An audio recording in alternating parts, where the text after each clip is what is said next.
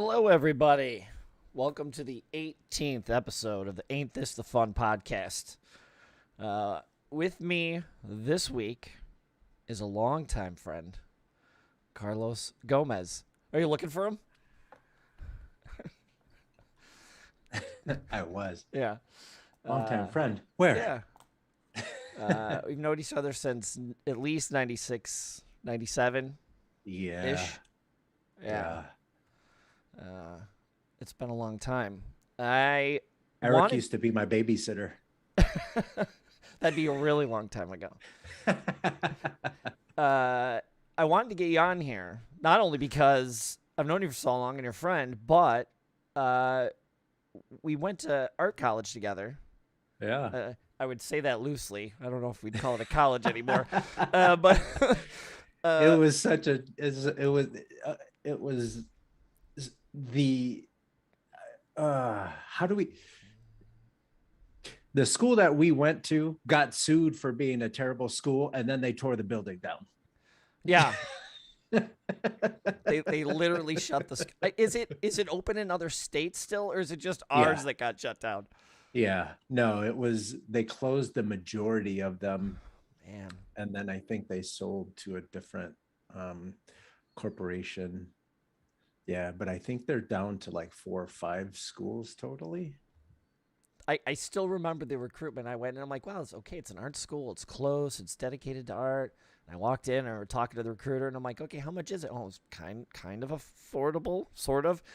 And I was like, okay, I'm working, I'm doing all right. Maybe I can pay for this myself. And they're like, oh, and all our classes were accredited. They can transfer to any place you want to go afterward. I was like, this is fantastic at art school, but they all transfer over. And then you leave and you go, okay, maybe I'd like to do a 4-year or master's degree or something. They're like, what school did you go to? Yeah. It's kind of like, you can go to, say, CVS or anything like that, and you can get proper prescriptions. Or you can go into the alley. You know what I mean? Yeah. I think we went to the alley. You knew something was up as people, because we were like some of the first classes here in Illinois, right? Because it was still only part-time. Then it went to full 4-year accreditation like 6 months into us being there. We're like, wow, okay, this looks like it's really legit. This is going to be great. And you're teaching. They have all kinds of computers. You're like, oh, my God. They got Silicon Graphics workstations in a couple rooms. You're like, okay, this looks like this is really what I want to do. I'm going to learn how to make games or do this thing. And then, as soon as people started to leave, we started hearing the rumors. Oh, my God. Get out of there while you can. What? You mean knot theory as a math art class isn't going to transfer over to a major university? Nope.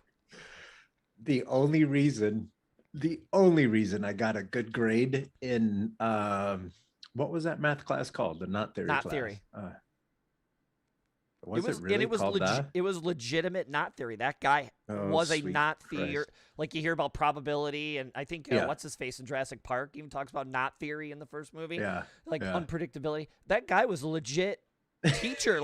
Our teacher was a legit knot theory guy. But then they were like, okay, do 3 problems and then paint a triangle using knots. And you're like, what? This is math class? Yeah. The only reason I got a good grade in that class is because I made a movie that talked about knot theory.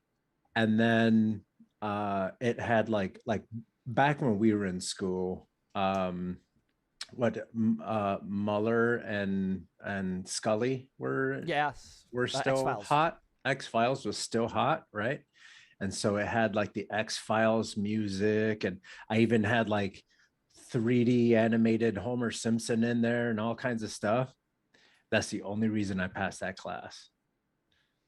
The only one.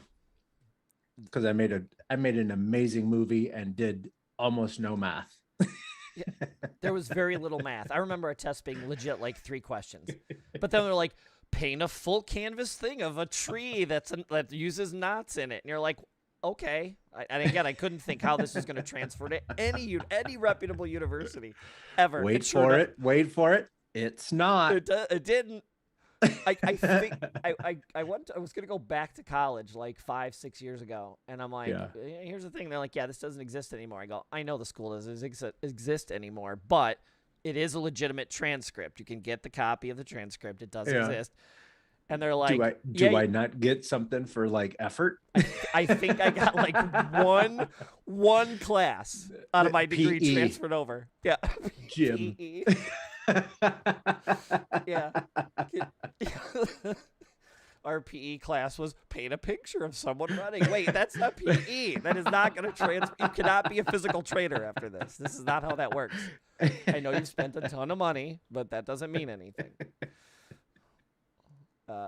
Yeah, it was an experience though. But how much fun did we have, John? When John was on here, we were talking about the letter. Do you remember the letter? The letter. There was because it was remember how casual it was. You'd come and go as you please. You'd walk out of the rooms whenever you want. As long as you did the work, they didn't care. It was very bohemian, like, hey man, whatever, do whatever you want, man. You want to go in the other room and paint while we're talking, do whatever. And we were like, this is the greatest. We were talking in the halls, talking in the rooms. The teachers trying. No one cared. I remember people doing Chewbacca impersonations in the hallway. It was me, John, Travis, and like 2 others, and we were in that. We were in that room, and we were in a typography class, and we got so rambunctious. Not because we were attacking anybody. We just wouldn't shut up. It was the 5 of us. It wasn't just me. It wasn't just John. But we got so rambunctious. I think it was the typography teacher was like, I've had it, like left the room almost crying. And then like 2 days later, there was a letter put out to every classroom. No more talking in the rooms unless you're allowed. Like that. And we were like, oh my God, we ruined it for everybody. We didn't attack anybody. We weren't being mean. We weren't bullying anybody. We were just not shutting up. And she had it, and then that was it. We killed it for everybody. Nobody could have fun anymore. People had to really do math. Yeah, right. That was the worst. Because again, it was not theory. He's talking about like, how are you ever going to use that? I am not going to go be a physicist or a scientist or theoretical, chaostician or whatever the guy is from Jurassic Park. That's not me. And again, we're here for art. Unless you want to teach me how this helps me paint or do 3D design or, is this going to work in 3D Studio Max? Can I use this not theory somewhere? No? Okay. And even that, like, now that you're talking about 3D Studio Max, I remember I'll be talking to people about, when they're texturing their models and everything. And I tell them, like, I was around when we only had 6 slots for texturing. That was all you got. So like, enjoy the good life. Zip drives. Remember, we all had to go get a zip disk and jazz discs that would always fail. That's another one. We sound like old men. We had to walk up both ways, back and forth. Yeah, we sound like that guy. Yeah, it's true, because we are. Yeah, that's the sad part. We are old. Guilty. I remember having a jazz disc, and I had my sound class. And for as much trash as we're talking, like I use, with the exception of not theory, I use the majority of my classes on a daily basis. But I had Carter Martin for sound design, and my jazz disc failed when I was saving it. I was saving the project and I was about to hand it in, but the jazz drive failed and ate up all of my files on the disk. And so it was the last day to hand in and stuff, blah, blah, blah. So what I ended up doing was having a microphone, and instead of installing all of the proper sound effects, I would just say, bang, bang, brat-tat-tat-tat-tat, brat-tat-tat-tat-tat. Over the video? And then I sang a theme song and everything. Carter goes, if this wasn't so clever, I would have failed you. That's like live foleying, live doing voiceover work, live music. That is great. Had a little beatbox bass line going. And it was Gigantor. So the theme song was Gigantor, really big, really big. Did you sing it that well? I did. Oh, okay. Well, I that's good did. then. No wonder. No wonder you So got my an A. album comes out on Tuesday. Right, you're dropping your hot track. We gotta get it. Gigantor is going to have a little star right next to it when it shows up on iTunes. You know. That's the most popular of your songs. Now, see, now you're gonna have to do a mix and drop a Gigantor sample into it. I'm writing that down right See, now. you have to now. Gigantor remix. There you go. I was What actually was the looking song? It for was the Godzilla, footage. right? What was it? Kanye was Godzilla. Didn't he do a song called Godzilla? Eminem. Eminem, that's right. Eminem. There you go. The Godzilla Gigantor mix. Oh, now See? you're just talking dirty. Challenge accepted. Good. So I want you to tell. Here's the thing: is again, we haven't. I had a career for a long time. You've been doing your stuff as well. We haven't gotten to talk a lot, so I'm really glad we're getting to catch up and all this stuff. But what I've noticed, this is why I wanted you on this, is that I'm slowly after. It was 98 I graduated, so you're talking 24 years ago. I'm reteaching myself stuff. I Procreate on my iPad. I asked you like what gloves should I get so I'm not activating the touch screen and all these things. So I'm gonna start just playing around with drawing again and getting it on the computer a little bit. But you have not stopped. You've been doing, and the thing is, you've been doing. We know guys that like went into either video games or movies.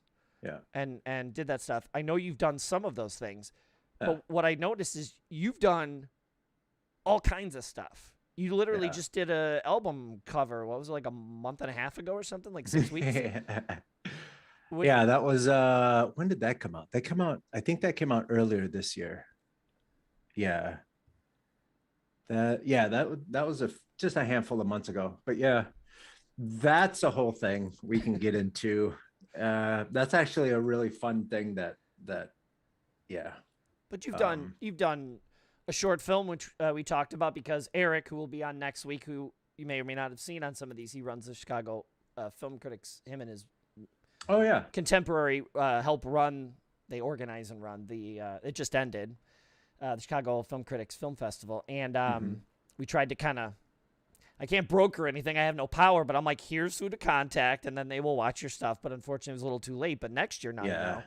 But you've done short films. I see you do photography stuff on your YouTube channel. I obviously did the album cover. I know you're associated with the Chicago rap scene. There was a documentary you kind of kept weaving yourself in and out of, like doing stuff for that. Yeah. I see you on there all the time doing art stuff. I remember Chippy. I downloaded your iPad game, Choopy. Sorry about that. No. Hey, look, I admire anybody who it took a lot to do. I wouldn't know how to do by myself. That's my point. It's a lot of work. And you were able to get it, publish it. It went out on the thing. I was able to download it on my iPad. Like, you got that far. Like, that's a huge step for one person. Yeah. And so it was neat. And I saw all this stuff as you were doing it. And so, like I said, that's why I kind of wanted you on here. Like, you've done a lot of different things, and I'm jealous of that in a way. Like, I did a very one thing for 29 years, and now I'm not doing it anymore. And so all of a sudden, it's like, what do I do? And I notice you do a lot of different stuff. So, yeah. Well, I took people's word for it. It all kind of. There's a lot of things that happen that's all very related. And so, like when we went to school, they said, you have to be well-rounded because you don't know what people are going to be looking for, blah, blah, blah. And I've always just picked things up relatively quickly. I think it might have something to, and I'm not diagnosed with ADHD or anything like that, but I think I might have a little bit of that, where I walk in and I see what needs to be done and I do it. So I've done everything from, when we were in school, both of us did 3D media arts and animation, but that was basically 3D but then towards the tail end of my school there, Flash started getting more and more popular, and that Oh made yeah. way more sense to my brain. Um, just because the rendering was way faster. Like the thing about 3D for me is my for as much patience as I try to have, my brain doesn't have it. And so I got into Flash, and then my career in Flash just took way off. Um, Sorry. Random weird call on my iPad. I apologize. oh, I didn't hear anything. Good.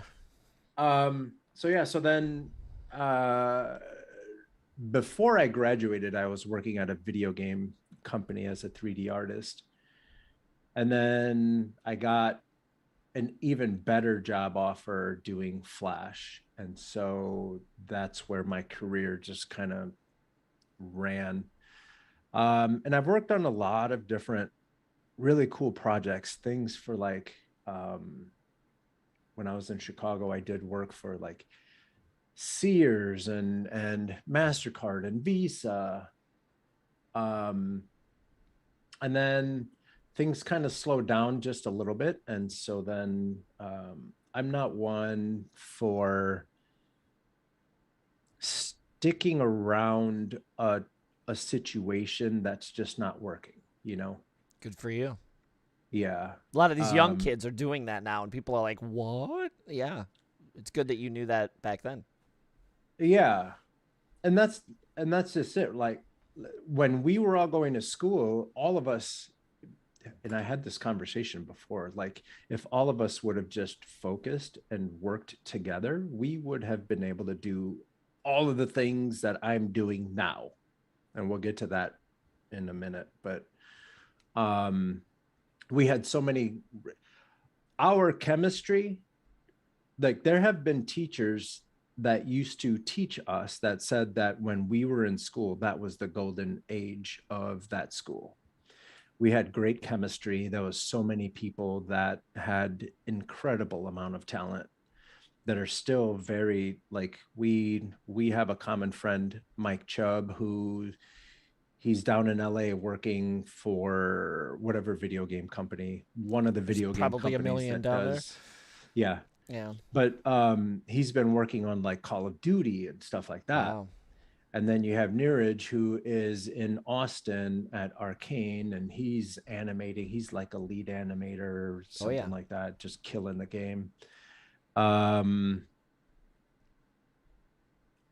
and I'm trying to think of more people, but I Well, know we had that we had when we were people in school, doing CGI. Within 5 years of us graduating or so, we had people all the way up doing CGI for Marvel movies. We had people yeah, working at. We have a couple video game companies around here still in Chicago, like High Voltage and Midway and yeah, Mortal or Kombat. NetherRealm is up in the city. Midway is WB now, I think. Yeah.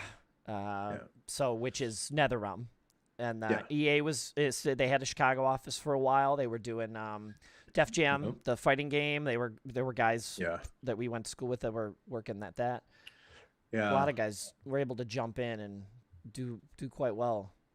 Yeah. So imagine all that potential, especially in Chicago, because when we were coming out of school, there was like two video game companies and a 2D animation commercial company, house. There was not a lot of work for us. And I saw that early on. So I was thinking to myself, either I'm going to go and do multimedia or I need to go out to California. And eventually I did both. And there you can do um, anything. Yeah, and if there's any young people or even people who want to break in the industry or have any interest at all in going to LA and checking it out, the hardest part about making it there is actually getting there. And then once you're there, you obviously you have to go and you have to network and you have to get in because it's definitely, you know, I got into some really cool stuff because I had relationships with some headhunters and stuff. Mm, And so I did a lot of work for Hallmark Channel, which there was you go. hilarious. Back in the day, Walker, Texas Ranger was really big. Nice. And then all those Chuck Norris jokes Oh were, yeah. like Chuck Norris. There's so many of them, but I can't remember any right now. But anyway, I He says, pitched. Go ahead. I'm trying to think of something about like a cold. The cold doesn't kick his ass; he kicks the cold's ass, or something like that. Yeah, yeah, it's ridiculous. Yeah.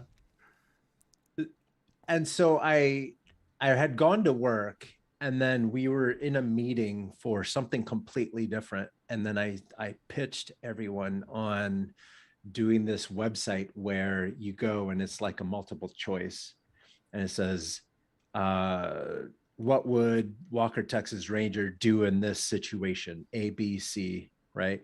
And then you have to multiple choice, click the one, and if it's wrong, Chuck Norris came and punched you. That's Like great. all kinds of sound effects and stuff. And then I did a lot of cool stuff there. Did some work for HBO, but then LA didn't really make sense for me at that time, so I moved back home.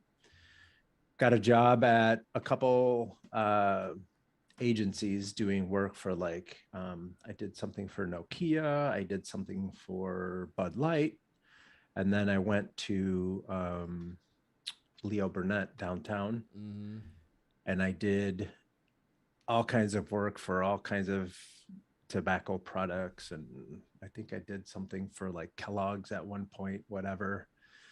And then I got tired of winter, and like most people here. yeah, and I moved back to LA because I'm hard-headed like that. And then I got a gig at this place in Hollywood, and I was able to do things for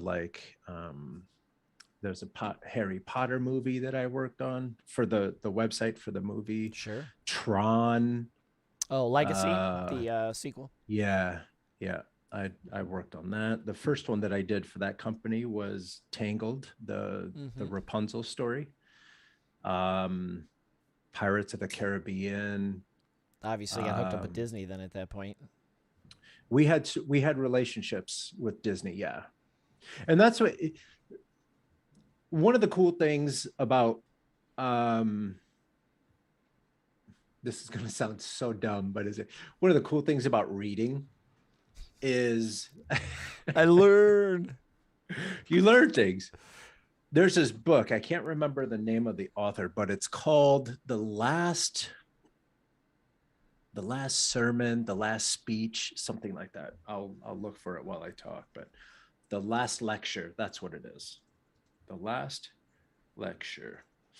And it is written by, I'm assuming it is Jeffrey Zaslow. But anyway, the story goes where this guy got diagnosed with cancer.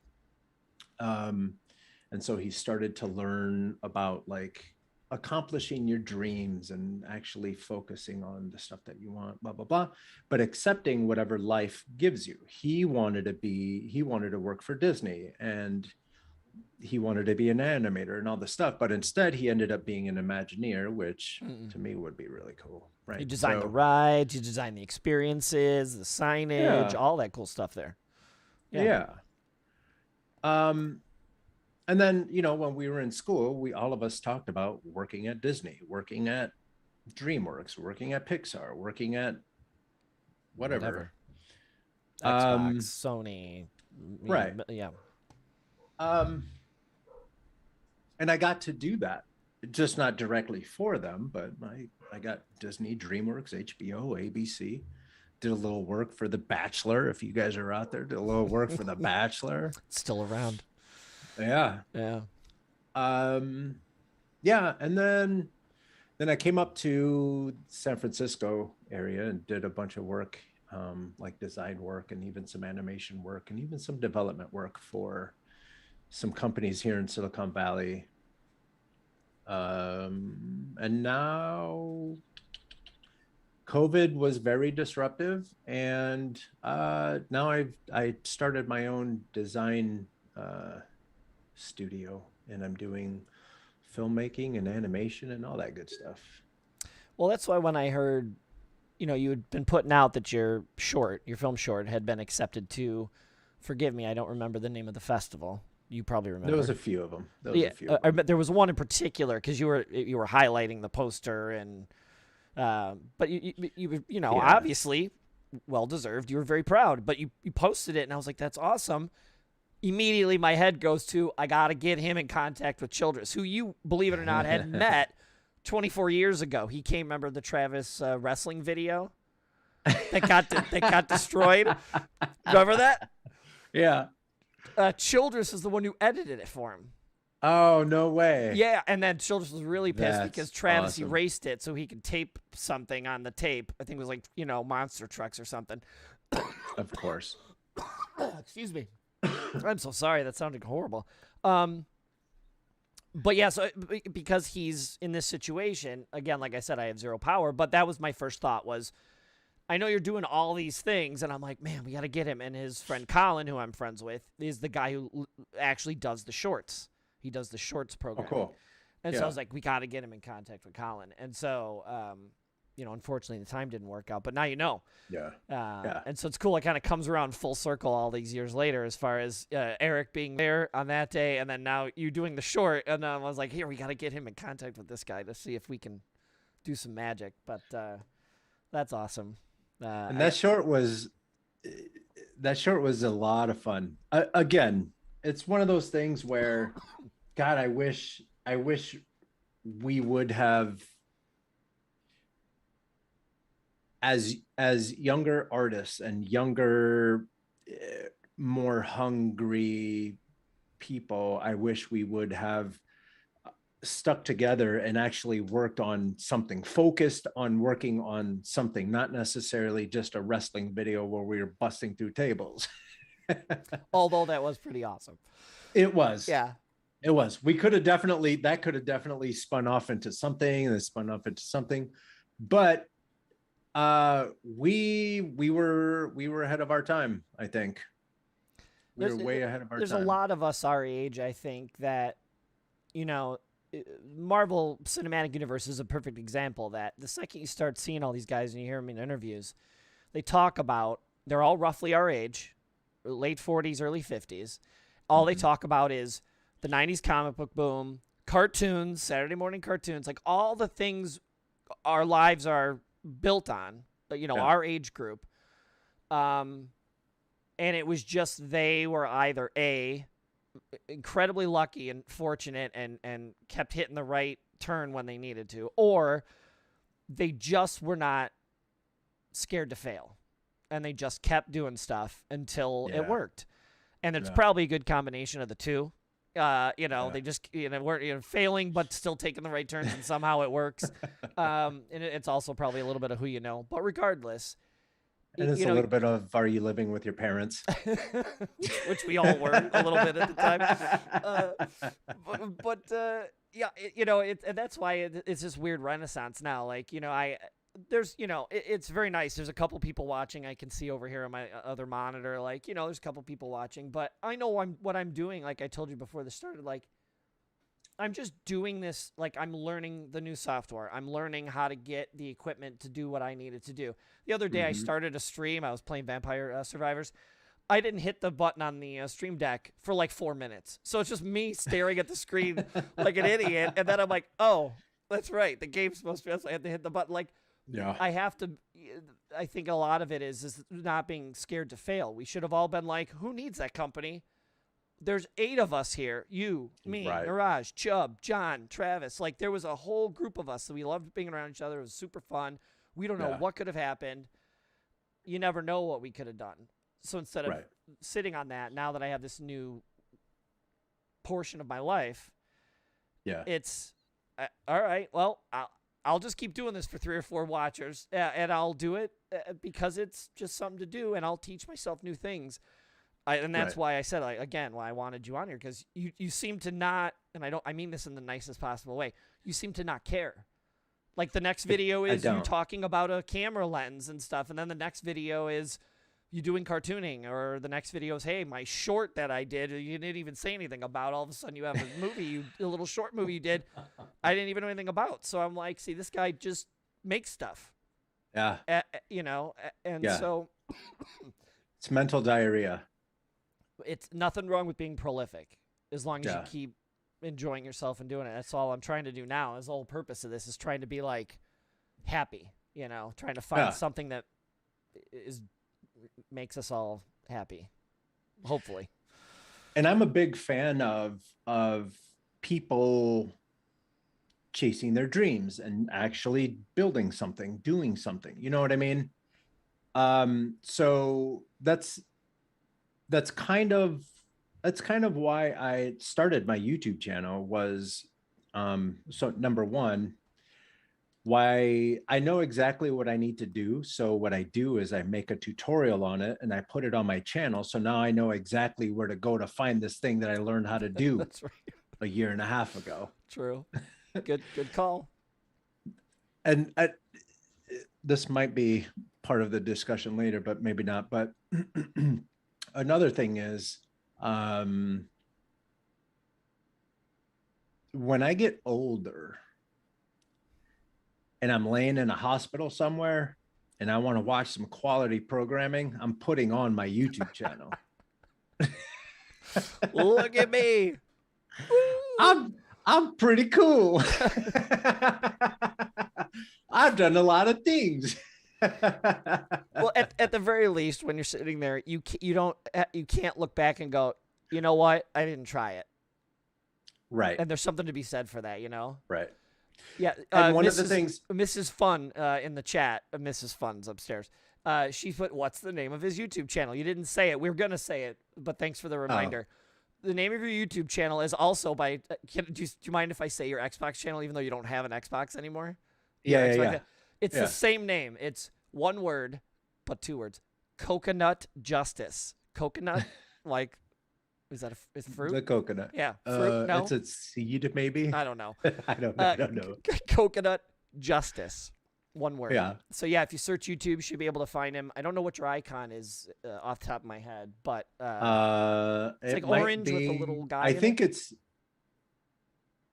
no. I think it's me, like big old smile. Yeah. Shit eating. And you can friend him on Xbox. It's just he hasn't had an Xbox for a decade, so he won't respond. I'm working on it.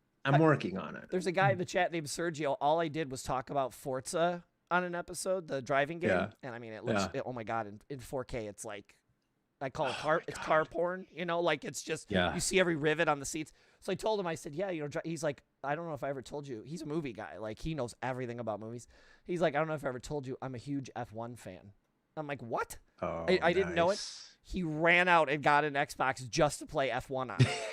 And so now he's on the Xbox. I said, one of these days we got to get you on so we can play it. We'll drive around the track and play some Forza. So, yeah. Yeah. I want to get another. Go ahead. This is fun. She found your channel. Yeah. And I'm only gonna say, I don't even know how to say this, sweetie. How am I supposed to say this? I don't think I'm allowed to say this. I'm not gonna say it. I don't want to get in trouble. If you, Carlos, want to look at the chat on the YouTube channel, you can say it. I'm not gonna say it. All right. I don't think I'm allowed to say it. It's better you do it.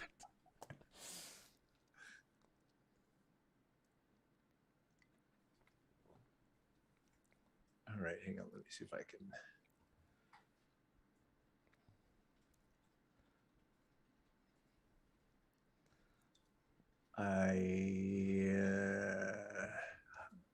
We got to get you to 100 subscribers because I need it to be youtube.com/la. Yeah.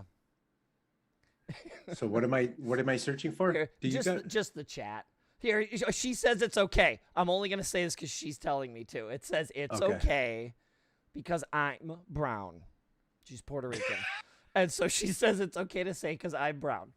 But she said she looked at your YouTube channel, and somewhere on your YouTube channel it says brown on the outside with a question mark. Hey guys. I didn't know that was there, but she found it somewhere. Oh, you know what? That's funny because so if you don't know, Coconut is But go explain it for the people who don't know Derogatory might why be people would call kind someone of strong. what? Derogatory might be kind of a strong word, but I don't know. That's I don't. It might be, but it might trigger people. I just don't care. But it doesn't mean that. But my mom. So someone was like, "Hey, what's Carlos's YouTube channel?" And she goes, "Coconut Justice." And they said, "Oh, why Coconut Justice?" And my mom said, "Oh, he's brown on the outside, white on the inside." And I'm like, oh. and I'm like, "No, that's not it. It's a gamer tag." But thanks, Mom. Okay. My mom is a racist. Man. That's hilarious. That's But moms yeah. for you, though. I'm telling you. Yeah. Yeah. So if you find Coconut Justice, please subscribe Yeah. and watch. Even more importantly, watch the content. Right. Comment, hit subscribe, hit like. It helps. Helps every little bit. That's yeah. Mrs. Fun said, yeah, that's what I thought that meant. So yeah. Actually, there's a longer story behind it, but I the short imagine. version is it's a gamer tag. Okay. I'll take your word for it. It might come up later. I don't know. Sure. So for those of you who don't know what this podcast or channel is all about, well, not channel, but the podcast is all about is we've been living now, as of today is the 1st. So it's now 27 months into the nightmare hellscape that it has been our lives since sicknesses and other horrible things.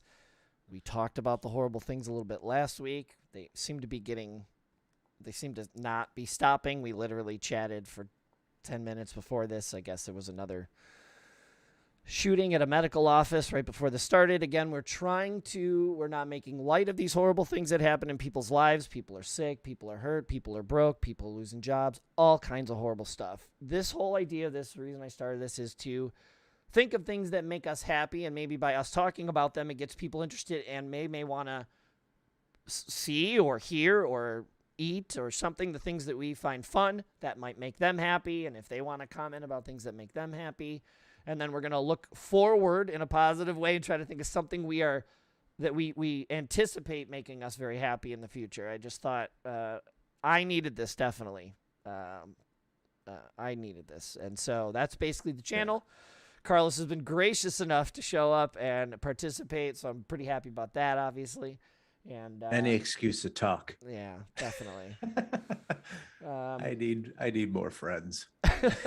Again, COVID did that too. So with that, I always say, do you want to go first, or would you like me to go first? Let's Rochambeau. Oh, you want? I don't know if there's a delay, but we can give it a shot.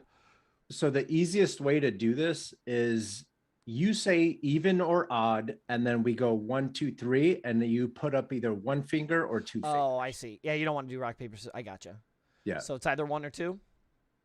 Or you want me to call it out and you do say even or odd, and then we go 1, 2, 3, and then we take it from there. Yeah. Okay. Ready? We'll go even. Okay. Ready? 1, 2, 3. I had 2. It was odd. So it's odd. It's odd. I lost. So I think there's a delay. It's just a slight delay. It's a delay when you cheat. Yeah. Well, I lost anyway, so I didn't cheat very well. If that's the case. Terrible cheat. Yeah, terrible.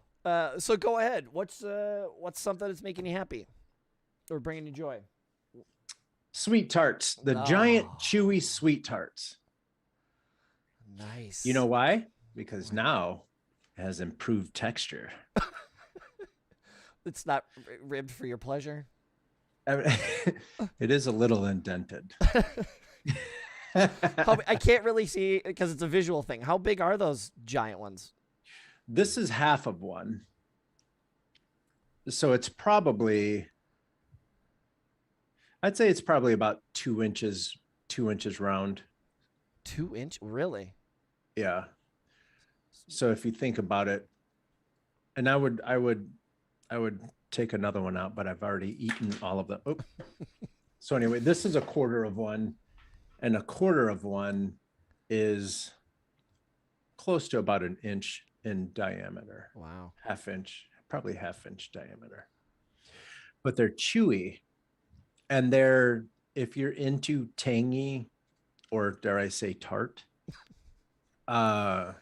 this is a perfect candy because you get 4 big coins and you can try to stop whenever you like. So M&Ms, you lose count.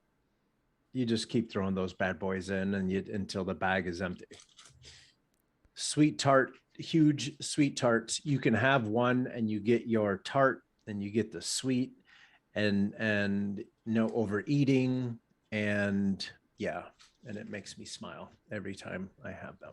I don't And think they're I've chewy too. I don't think I've seen the giant ones like that. Oh yeah. And you get 4 per package, and that's Yeah. not like a And there's different sharing flavors size. too. That's the common size. I mean, if you're a gentleman, you'd probably share, but this one was all me because I'm a beast at that. So when you say chewy, like not gummy and not taffy, Not, like spongy, no, like spongy. no. Not a little more stiff than spongy. Oh. You know what I mean? But the fact that I can actually mold this with my fingers is kind of a big deal because I'm extremely soft and tender, and I don't fold candy well. But this stuff, it goes in real easy, and it just tastes delicious. You know what it kind of reminded me of as you were like manipulating it? It looked a little like The call it? pencil eraser, the gummy one. Oh, okay. Yeah, that's not a It bad might one. be a little more.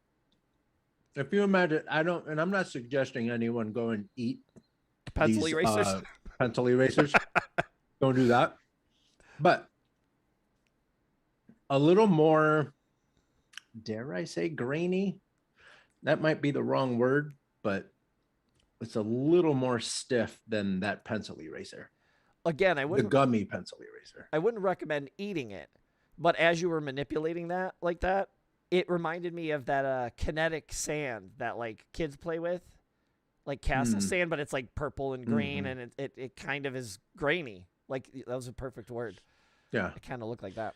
If you take that stuff and mix it in with a pencil eraser that stretches, that's what you're looking at. So we're gonna combo a toy of kinetic sand with a stretchy eraser that you use for and pencils. you mix in some Drano just to make sure that's right.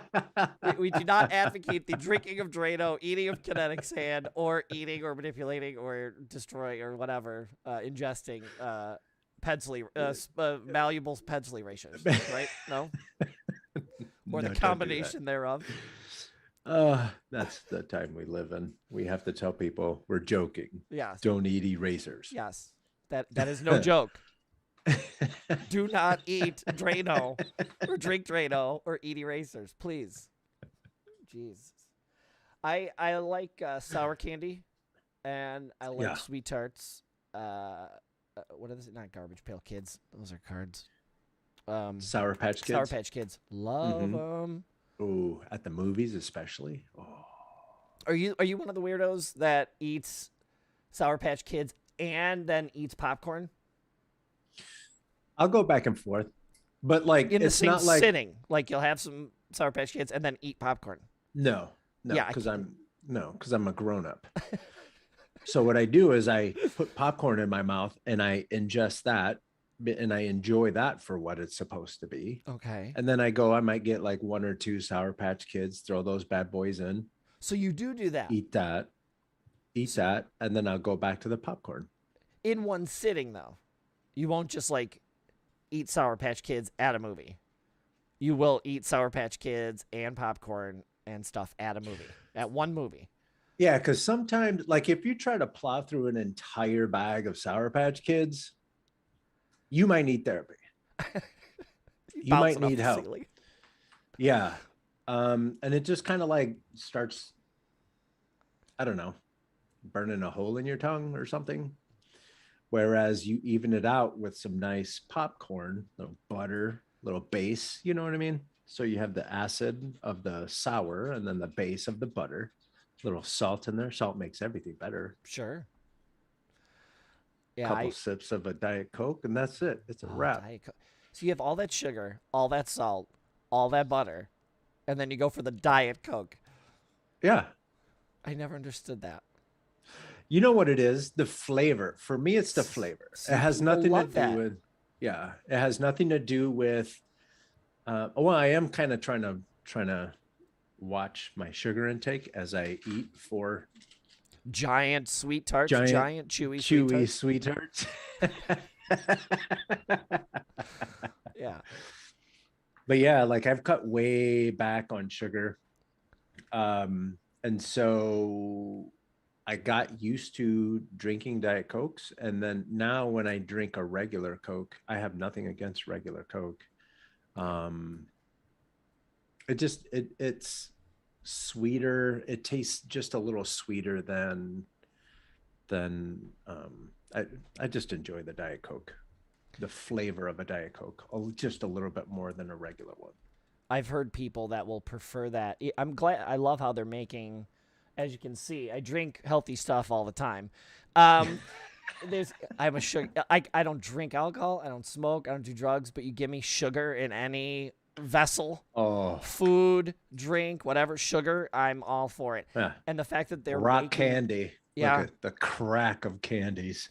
The fact that they're making, because you can always get colloquially what they would call a Mexican Coke. Yeah. But it's because they use real sugar. They don't allow, what's the corn stuff?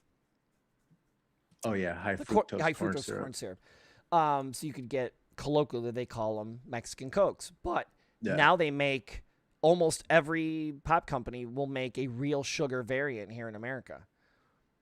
So you get your Pepsi real sugar, your Mountain Dew real sugar, Dr. Pepper real sugar, Coke real sugar. So they even have that. So you got high fructose corn syrup, you got real sugar, which I prefer, and then you have like the artificial sweeteners kind of have their own taste. And I've heard people to my face look at me and go, "Oh, I like aspartame." Like I'll give you a real sugar drink. We have like real sugar Pepsi upstairs. Yeah. No. It's got to be the diet whatever because I like aspartame. And I'm like, it's inconceivable to me. Because they're not making those sweet tarts you just talked about with aspartame in them. No, all sugar. Yeah. Just out of curiosity, look at the back of that thing. How much sugar's in one of those? Oh, I can't wait.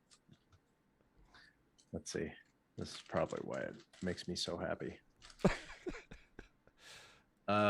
Ingredients: dextrose, corn syrup, hydrogenated, blah blah blah. Total fat.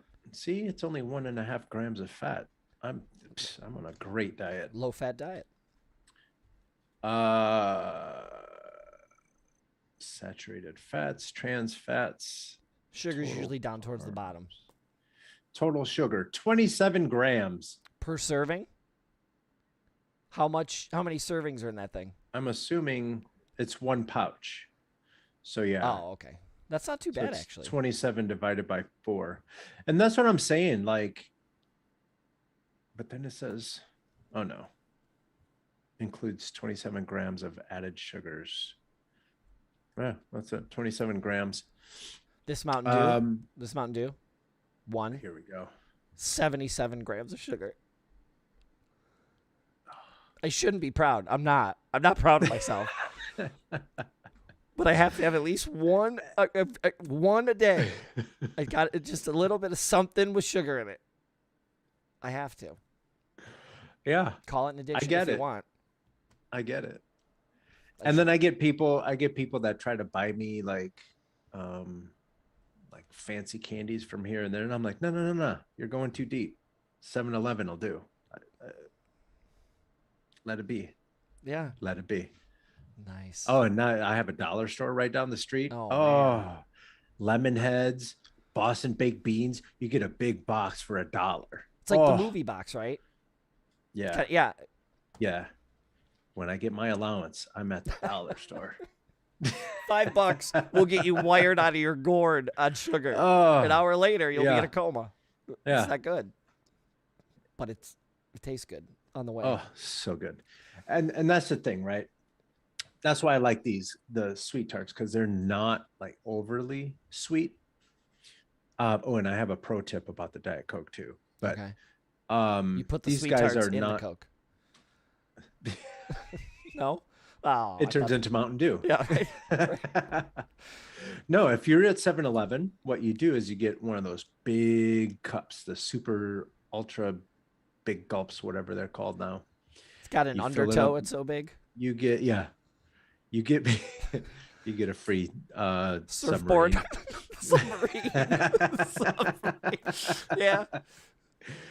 But you get one of those and you fill it. You put like, I don't know, a couple inches of cherry Coke, and then you fill the rest with Diet Coke. And then you can find me on youtube.com/CoconutJustice and let me know how wired you are and what you did while you were in your sugar coma that you don't remember. And how I improved your life. They'll be sending both of us their doctor's bills because now they have diabetes. That won't be fun. That's true. Yeah. And then we'll have to change the name of the podcast. That's right. Well, we'll have to have medical advisories before we do anything. Yeah. This episode of the podcast is brought to you by Smith Dental. I was going to say a company name, but they'll probably sue us or something. That's all I need is some huge company with 9 million lawyers to attack us for making fun of them. Yeah. I was trying to think of a good dental place, but Smith is all I came up with. 4 out of 5 dentists don't approve. They are not approving. 4 out of 5 dentists want you to stop killing yourself like that. Right. But it tastes good. I'll have to find those. I haven't had a sweet tart in a while, but I do enjoy sweet tart now and again. So, right. Let me know. All right. My first one is I'm going to ask you a question though. First is have you seen What We Do in the Shadows? Do you even know what I'm talking about? No. Okay. Did you see Thor Ragnarok? Yeah. Okay. The guy who directed that movie, who also played Korg, the gray rock guy. Mm-hmm. He also directed the movie. His name's, I'm going to mutilate this. He's I believe he's from New Zealand. His name's Takia Waititi. And nailed it. Yeah, I'm sure I mutilated the hell out of that. I'm never going to say that name right. He's super, super funny. And he made a movie a few years ago, an independent movie called What We Do in the Shadows. And it's about 3 vampires. And it's kind of like The Office. It's like not a mockumentary, but like there's a guy with a camera that follows these vampires around. Yeah. And it's super, super funny. And they turned it into a TV show for, I believe it's FX, and I think you can find it on Netflix or Hulu, one of the two. And it's called Looks like it's on Hulu. You can get it on YouTube for $1.99, but only after you subscribe to Coconut Justice. That's right. Sorry. Oh, sorry. But yeah, the show is hysterical. Was it 4 vampires in the movie? Because it was the 3 of them and then the ancient vampire. Maybe that makes it 4, I guess. But in the yeah, okay. The TV show does have. This is the brilliance of it. So there's these 3 vampires, all from sort of Eastern Europe. There's England. There's like a Romanian one. There's this and that. Yeah. And then there's a 4th one. He's not a traditional vampire. He's what they call an energy vampire. So what he does is he bores you to the point where he drains your energy because you can't stand being around him anymore. I know people like that. Yeah, but he's a vampire. So when he'll start telling dad jokes and stuff like at the DMV, and you see him standing there, and his eyes get really big, and everyone's like, oh, like that. So he's an energy vampire, not a blood vampire. So the show is really, really funny, and people love Thor Ragnarok, the 3rd Thor movie. I wasn't a big fan of it, but there's some funny stuff in it, and he did that. Yeah. What they did is HBO Max. Because What We Do in the Shadows has become so popular. He produces a show. We all know people that drain energy, says Mrs. Fun, yeah. HBO must have got a hold of him. A different guy created the show, but Waititi is producer. I think he's partially a writer, and it turns out he is now an actor in this show that he is helping usher for HBO Max called Our Flag Means Death. And what it is it's a show about pirates. And the brilliance of it is the show starts out, the crew hates the pirate captain. And it's all these misfits, of course. They're on this ship, and it's ridiculous, just like the vampire show. But you don't realize right away, the guy seems like an idiot, but I think we're only up to episode 4 now. Yeah. But the gist of it is you come to find out that he is a very, very posh, very well-to-do, lots of money, extremely privileged Englishman who has, throughout his life, dreamed about being on the ocean and being a pirate and a life of adventure. And he ends up being in a forced marriage. Yeah, gentleman pirate. Mrs. Fun says he calls himself the gentleman pirate. He doesn't want to hurt anybody. But so he gets, his family shoves him into an arranged marriage for land, the typical around that time frame. And one day he tells his wife, like, look, I built this boat. Like, she gives her a model of it. He's like, look how beautiful. And she's like, great. And he's like, so we're going to go live on it. And she's like, we have kids. I don't want to go on that boat. We have a beautiful house. I don't want to, I love this. And he's like, what? And he's like, well, okay. She's like, did you build that boat? And he's like, no.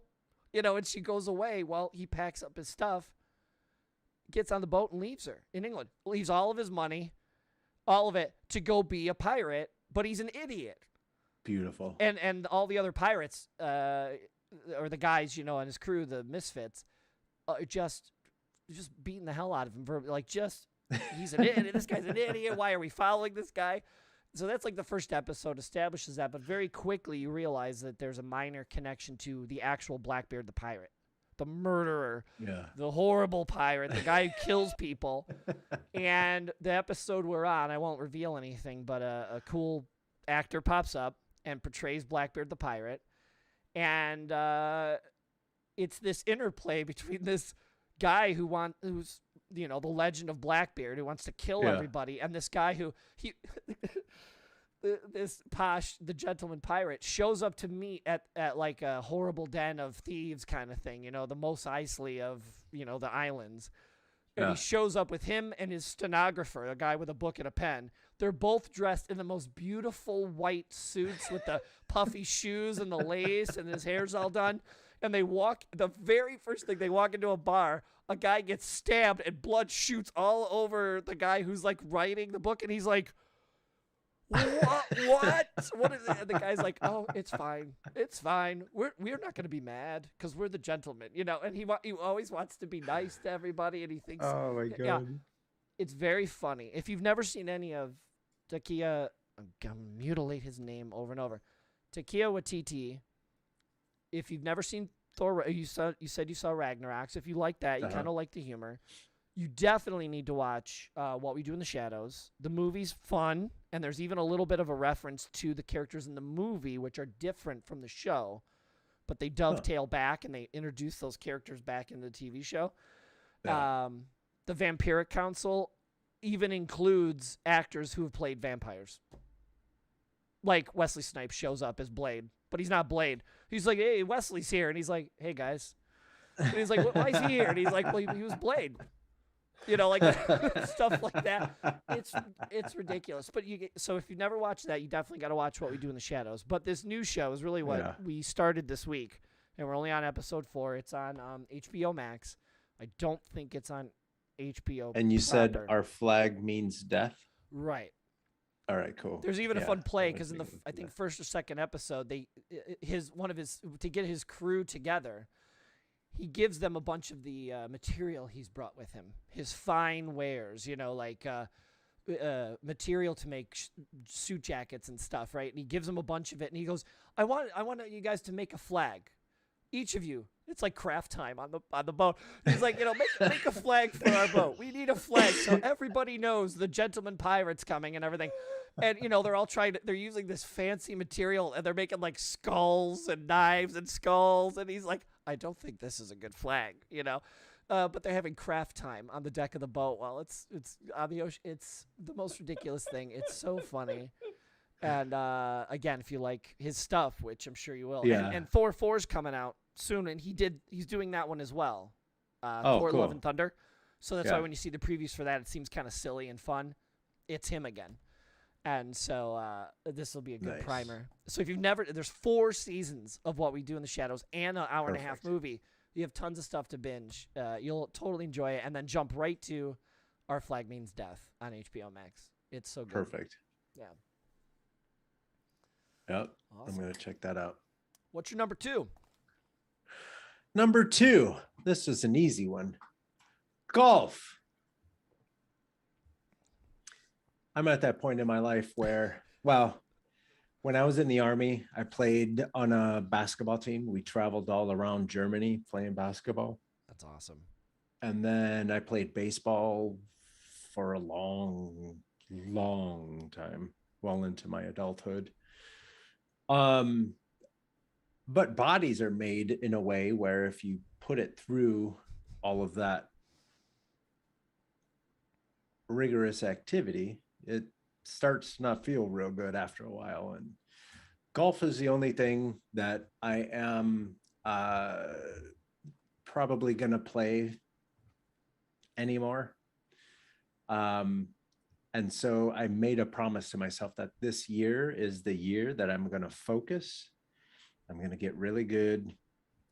And and it serves 2 purposes, right? Because, kind of like what we were talking about earlier with my brain doing all the things and I can't really let go. And then like with everything that's happening outside and everything. Golf for me is perfect. I put my phone on do not disturb, and for probably about 4 hours, I'm walking outside and hitting a little ball and no one bothers me. And there's no leaving anything to interpretation. Either the ball goes where you want it to go or it doesn't. It's a pass or fail situation. Oh yeah. And so I'm this year I promised myself that this year I would take it seriously. I would take it seriously and try to get good. When I lived down in LA, I was golfing quite a bit, and I had a couple friends that were actually they were golf pros, and some of their friends that they hung out with, the friends were like on the PGA tour and stuff like that. And so I wanted to go golfing with them, and they said, no, you're terrible. You have to get way better before you can come hang out with us. And so I focused and I got good. But then after I moved up to Northern California, and I haven't really golfed much since then. So my game just went completely out the door. So now I'm focusing for real on getting better. It's my one sport that I love doing, that and beer pong, but that's Is that a sport? Yeah, it is. Beer pong? Okay, sure. Yeah. There's cups and a little white ball. Like that's exactly golf. There is kind of biceps and triceps involved. Maybe some shoulder strength, right? Little. Yeah. Some 4-ounce curls. Get enough of them together, it's 16 ounces. That's right. Eventually. I just hit puberty right there. Excuse me. Sorry. That's gross. Sorry. Yeah. So golf. I'm focusing on being better at golf. Do you do like full rounds, 18 holes? You do 9? You go to the driving range? Oh yeah. What do you do? Yeah. I do full on 18. 9 is not my favorite because I like being outside so much that 9 holes, like if I could fit in 9 holes and not get in trouble, then I would definitely do that. Um, but earlier today, I went to the driving range, and then in my garage, I have this little chunk of fake grass and a little net thing, right? And so I'll chip from one side of the garage to the other and just try to get my chipping down. And Well, that's kind of cool. no, So does it just like an old baseball pitching net? Does it just drop to the floor, or are you chipping into the net to like so for accuracy? imagine a ring, and then the one that I have, there's a ring and a net that catches the ball, Okay. and then it's got a little stand, right? So if this is the ring part and this is the stand part, it like holds itself up like this, and it's got a little one of those tent poles that holds it up at an angle, right? Like, and if you're listening, I'm holding my arms in a almost triangle, but so then I go from the one side of the garage and I try to chip it into the bigger circle. For lack of a better term, based on the way you're showing it, it looks extremely similar to almost like a bags platform, but a net version of that. You kind of had it on an angle like a Yeah, bags yeah, platform, but yeah, it's net material with like a hole that catches the balls. yeah, Yeah, okay, that's cool. yeah. And the big reason why you want to do that, if you're getting into golf, there's a saying: you drive for show, you putt for dough, but you can't putt unless you can chip it on the green, because a lot of times you're close, and there's a lot of us that'll actually, we try to get it close to the hole and then we launch it into the, someone's backyard or something. So you need to get used to how much momentum you build up to your golf club, or how much momentum you build up with your golf club to see how far the ball goes. And the ball will always go farther than you think On a chip. on a chip, Okay. and or pitch. Yeah. So a chip is when you're basically, a chip is basically your same putting stroke, but instead of a putter, you're using one of your wedges. And a pitch is, lack of a better term, a soft, like full on swing. You don't want the ball to go as far. You're working on your accuracy more than you are your distance. Okay. Yeah. So like once you get into like 30, 40, 50 yards from the hole, it gets somewhat tough, because we're used to just swinging away and see how far you can go. And then depending on how far you are, you grab that club and you try to hit it as far as that one goes. And hopefully you have the right club and it goes as the proper distance. But when you're closer than any of your club's farthest distance, so for example, I have a 60-degree wedge that goes 70, 80 yards. But what happens if you're 30 yards away? Now you have to dial that back down. Your swing isn't quite as big. You're you're more, it's more of a finesse thing. Sure. Learning how to, yeah, finesse is a good word. Learning how not Yeah. to wail on it. Right. Yeah. Right. How do you get 25% out of something you're normally throwing 100% at? Exactly. I always liked Exactly. how, because you get that nice rainbow on a I know I'm going to say it wrong, or a pitch, or using a wedge. You get that nice rainbow if it's really done well. It goes Yeah. almost straight up and then drops and just boop, just sit Yeah. like it doesn't roll or nothing. It just hits the Yeah. dirt, or hits the grass and just stops where it is. Maybe gives a little roll. I love Yeah. watching it when it does that. Yeah. Yeah. So your boy was out there getting it done. And I can get it moving pretty good, like when I have my driver out. So I have a golf course that's probably about 20 minutes down the road. So a few weeks ago, I went and I was trying to figure out my driver, how I can hit it straight and all that stuff, right? I must have got excited because I was hitting it across the entire uh, driving range. Nice. And it's in the and this golf course is in a retirement community. So I must have been pissing them off because someone made a call and over the loudspeaker, they're like, just because you can hit the ball across the driving range doesn't mean you should. What? I was like, oh, my bad. They don't. So it's a driving range, but it's not netted at the far end so that it doesn't. You're No. not And this chucking is balls what, into people's windows and stuff. yeah.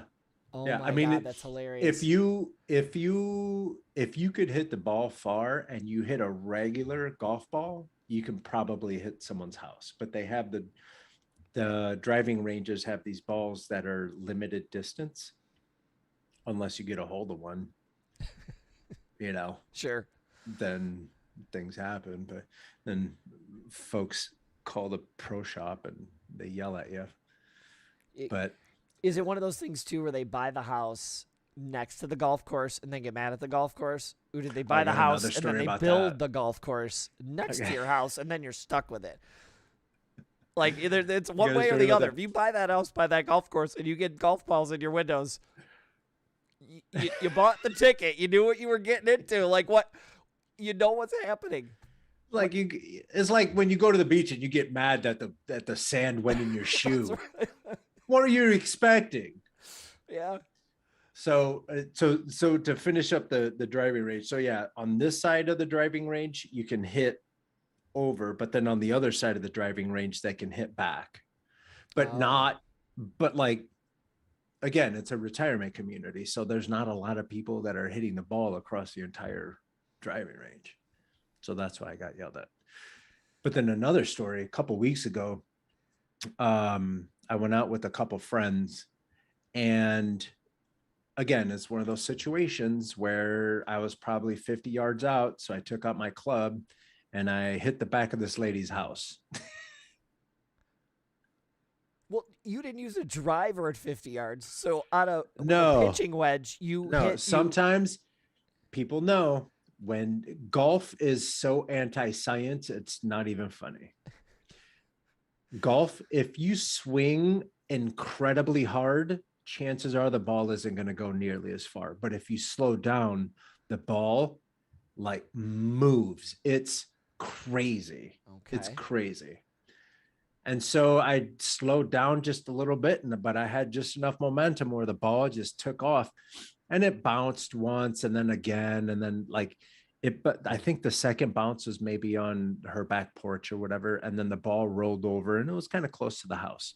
So I go over and I'm looking around trying to find my ball and I see it over there close to the house. So then I kind of look, mind you, I know 6 foot brown kid. I know like everyone is triggered these days.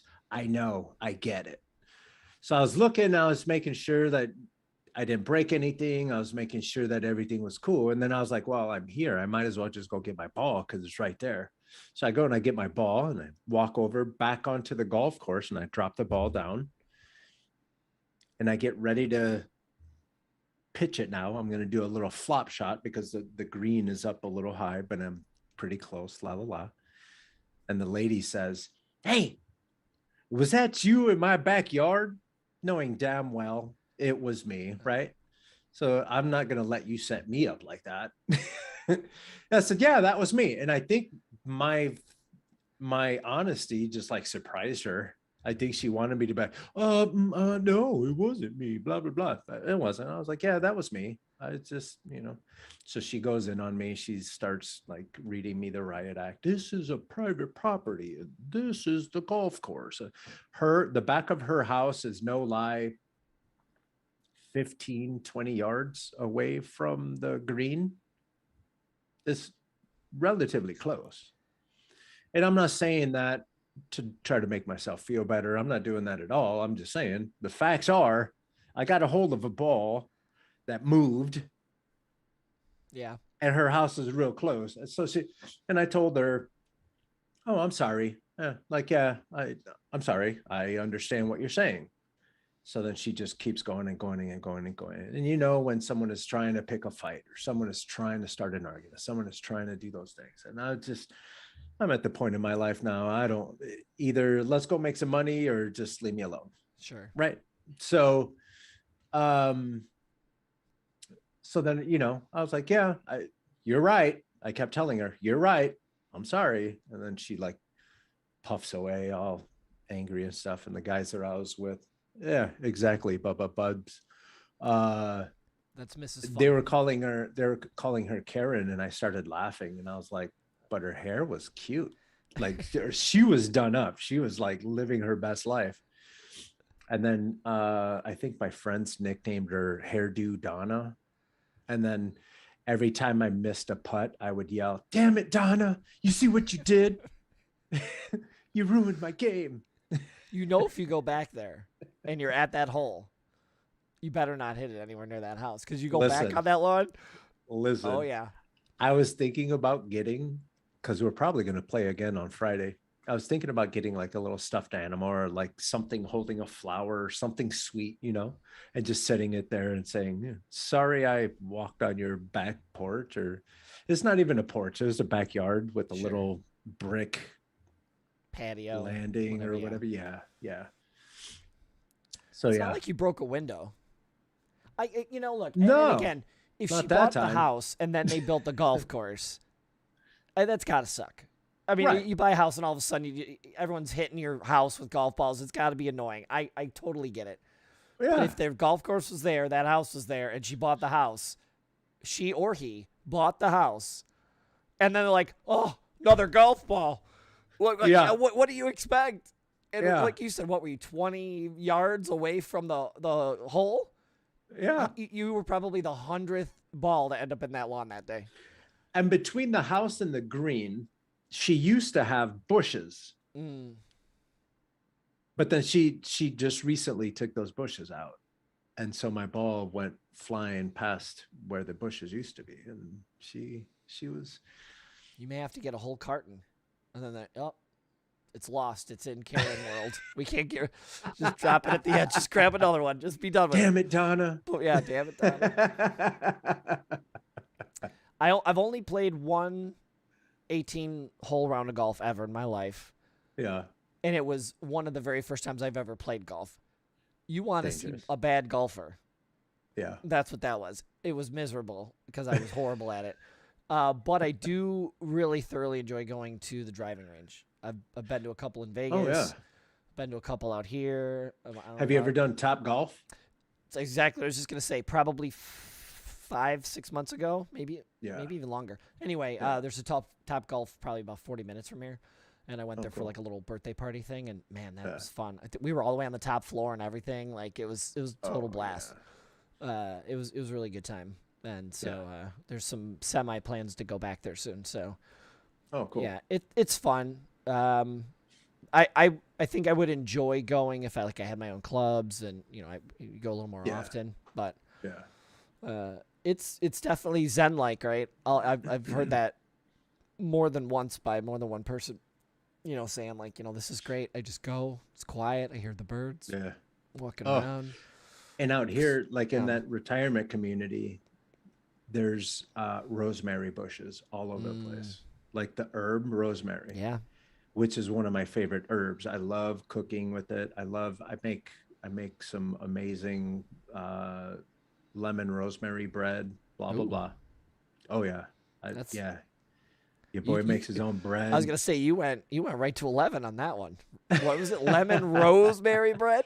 Oh yeah. I'm bougie. Wow. That is some bougie stuff, but I bet you it tastes good. It is. Yeah. Yeah. Wow. That's I thought focaccia was fancy. You have lemon rosemary bread. Yeah. Sourdough at that. Ooh. Mm-hmm. My sourdough starter is 4 years old, I think. That makes sense to someone. Sure. But no, like, either. Although I hit bread with golf clubs. I don't know how that came back to that, but I do hit bread with golf clubs. So going back to the golf course and the rosemary. So like you're out there, there's like ducks and geese and deer. and whatever other thing is out there. And then all these rosemary bushes are out there. So when the breeze is going by and it picks up the scent of rosemary, you're golfing and there's a rosemary in the air. Like life, I dare you to get better. I can imagine. It's only going to get better when I put in the work and I get better at golf. Go out for a round with these semi-professionals. I'm not good. I'm not that good anymore. I need to get back to that point. I did eventually go back to. I did eventually get to golf with them. Oh, that's cool. I did. It didn't last they just long. demolish you. Long. Oh yeah, those guys are amazing. No. Oh, yeah, they were great. I used to live right down the street. So I don't know if you've heard this, but last year Tiger Woods got in a really bad car accident. Yes, I remember. I used to live in that neighborhood. Oh, really? Yeah. Okay. He crashed like 2 minutes away from my old apartment. Didn't they end up saying that wasn't like he wasn't drunk or anything, right? It was Yeah, someone they else's said he fault. wasn't. Yeah. Yeah, they said that there was nothing in his system. I used to live there. It made sense because the roads there are like you're at the bottom of this. We're from the Midwest, so it's a mountain. Flat. It's a mountain. Sure. Where he crashed, it's the bottom of a mountain. Even though like they'll say, "Oh, it's just a hill." I'm like, "That's a mountain." Does it have those truck stop things with the sand that go back up the mountain on the other side? Then you know it's a mountain. When it grades so low that they have the emergency sand traps for the semis. Yeah, it's a mountain. For me, that's not even a mountain. That's a cliff. That's true. If you have to check your brakes, you're driving off a cliff. Watch out. Don't turn. What? Coming in hot. Seriously. Well, Speaking, you mentioned rosemary. One of the things that has cracked me up, and Mrs. Fun doesn't know I'm going to say this, but we've had to go to Home Depot again a lot recently. Not a plug. No one's paying me. But we went to, I've had to get some stuff for the bathroom and things like that. We're redoing the bathroom and stuff. And so she all of a sudden like honed in on these. They make these little things now, like teach your kids how to grow stuff, or if you've never grown things, why don't you start? Like, and they're like $6 or $7, and they're these little either pots or they have like these fake like watering cans and stuff. $6 or $7, and they come with a little bit of seeds and some very basic instructions, and it's basically a starter garden. And so you can have stuff like cilantro or whatever, like they have like probably had 6 or 7 different kinds. Some of them were herbs and some of them were like little flowers. Like I think they call them like not bed of roses, but like these little white roses, and they kind of, it's like a succulent. They kind of grow flat, and they're little white ones. And then there were other flowers. Unfortunately, off the top of my head, I can't remember what they were. But she, like, all of a sudden, she's like, I want to buy like all of these. I was like, all right, So then we got some like little clay pot. We went to the little area. They had the little orange clay pots with the little discs, the little trays you put them on, the little whatever you call them, toppers, bottoms, whatever. Yeah. And she's like, well, what do I get? I said, you just get potting soil. Here's a bag, Of course, they had like the 20, 40-pound bag, like we don't need that. We can get the little one, And then she's like, well, do we get the little sticks or do we get it? So she's been having a ball. We have a sliding glass door here on the back of our house, and like most houses, like it's awesome or something. It's a sliding glass door, but she took 2 of the chairs from the dining table and pushed, because we don't have the stuff she wants to grow is smaller. So if you leave it outside, it'll just bake. It'll just it'll kill it. But if you leave it in the house and doesn't get any sunlight, it's never going to really sprout. So you have to have this weird, like almost like a grow house, for lack of a better term, a greenhouse, like a greenhouse effect. Like you have to have it. Wait a minute. A grow house. Yeah, it is legal in Illinois now. You almost have to have like a greenhouse effect. You know, you can't have too much sun, but it can't be no sun. It's this weird thing. So she pushed a couple chairs up against the back door, and she has like 8 of them, like 4 on each chair, and they all are their own little thing. There's like cilantro in one and some other stuff. And it's the cutest thing ever because she's like not every day, but damn near every day I'll come home. She's like, look, another one. And then she'll take it. You know, there'll be like one little, it's the cutest. It's like one little sprout coming up. She's like, see? And I'm like, I know, it's awesome. And so she's been getting really into it. So it's super cute because she's so excited. And she's never had a garden, never grown anything. She's like, I don't even know if I can. I'm like, it's not that hard. I mean, yes, you can easily screw something up, but you know, it's nature does the heavy lifting. Yeah, most of it. Yeah. Don't drown it. Don't not give it water. You know, yeah. Give it a little water. Give it a little sun. You're 90% of the way there. If you want to go extra, talk to it. That's fine. See, that's. Yeah. So I have the chat set up that I can, in case there's something controversial, it edits it, and then I can either show it or not show it. So I'm gonna hit show. She said I can't grow shit. So it's super cute, and she's so excited, and legit, like one of the clay pots, it's, I don't know, about maybe 5 inches wide, maybe 6 inches wide at best. But you know, I think it's the rose one. It's all sprouted up. So like eventually that whole pot will just be like a little dome of white flower roses. You know, these little white roses that'll come up. It's super cute. Did you get her a chia pet? Yeah, I'm going to now. We're going to get one like the dog or something goofy. Like Welcome Back Cotter. You know, for get the hair, or the Bob Ross one. We're going to do that. But then I'm cutting the grass, right? So I'm cutting the grass behind the house, and the couple that bought the house behind us, I think last year now, she's like, no, I don't want a chia pet. So I'm cutting the grass. I have my headphones in, and weed whacking around the fence line, and as I get to there, I don't even notice. I all of a sudden I look up, and the wife is like right by the fence line, and I'm just like, wah, you know, like the thing is just grass and dirt flying everywhere, and I'm like, oh my god, I'm so sorry. You know, I pop my headphones out. They're very nice. She made homemade. What did she gave us chorizo and beans last summer. So of course, you know, we're loving it. Super nice couple. So I said, hey, and then I looked to see what she's doing. He had built her I want to say 3 foot by like 4 foot ground box. Used cedar, planter one by 6, I think. Yeah, it was maybe even a 2 by 6. It was real thick, but it was cedar. Yeah, keep the bugs out.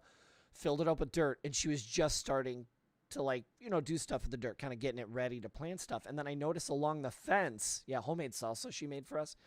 I noticed along the other fence line next to their neighbor on that side, she has planted all of her what were previous house plants in the ground. Huge stock of cilantro, all different. Wasn't rosemary. It was maybe Mrs. Fun will remember, but all kinds of herbs and spices all along the fence. And then she tells me, she's like, "Hey, just so you know, I'm thinking about doing this right at the corner. So most of it would be backing up to us. It'll also be towards their neighbor, but most of it'll be on our side of the fence." She goes, once I plant it, it's probably going to go crazy, and it'll probably go under your fence into your yard. Is that okay? So, well, what is it? She goes, I have a tomatillo plant. Ooh. Yeah. And she's like, is that okay? I'm like, yeah. You're going to wait. You're going to plant and make and grow beautiful tomatillos, and then they're going to come on our side of the fence for us? I'm like, yeah, you're not going to get any argument out of us. And she's like, okay, cool. So she's planting those in the corner.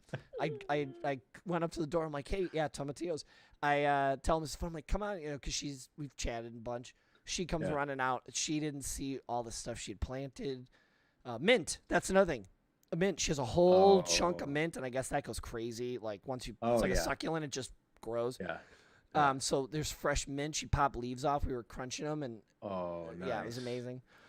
So they started talking. So now she gave us like a sprig of one of the plants and then another thing. And so we're going to have a cross fence gardening situation here. And so I told Mrs. Fun I'm going to get some cheap wood and maybe make her like an elevated, just a little guy, maybe a 2x3 or 2x4, just something we could throw a little cover over.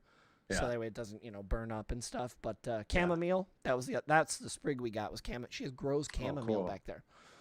So she's like, oh yeah, once you do it, crack it off, put it in soap and all kinds of stuff. So now we're basically, all I hear is we're going to have to get Mrs. Fun some overalls. My looking forward to thing was something I just purchased today. And when I went on my Amazon app to purchase, 2 of the things in the cart, I'm not joking, I think one of them was overalls, but the other one was one of those big sun hats. Like a gardening floppy hat with like the bow thing that goes around. Yeah. I started crying. She doesn't even know I saw it. Now she's probably listening to me. Yeah, but it's so cute. She bought her. So we went to the hardware store the other day. I needed to grab something, and she she bought these little pink gloves with like a rubberized coating, so you can like grab thorny stuff and weeds. Yeah. So she's like, "Oh, I see these gloves." So she bought a 2 or 3 pack of those, and so they're in the garage now. It's super cute, and even though it's mostly her having fun, it's cracking me up. I'm having a blast watching her crack up and be so happy about these plants. And they're just little guys right now, They're maybe, well, I shouldn't say all that. The one is solid. I hate it here. LOL. The one plants, each of them are probably a good inch and a half now. So they've really grown, and that one's filled up. But yeah, the other ones are little tiny guys. It's super cute. It makes me happy. I'm trying to find. There's another one. What is this called again? Masterclass. Yes. There is a masterclass with a gardener. No Ron way. Finley. Grown Finley? Ron Finley. You guys should watch that. Okay. Here we grow tomatoes, and then we have a planter box where I usually grow tomatoes, and we have another one where we have herbs. I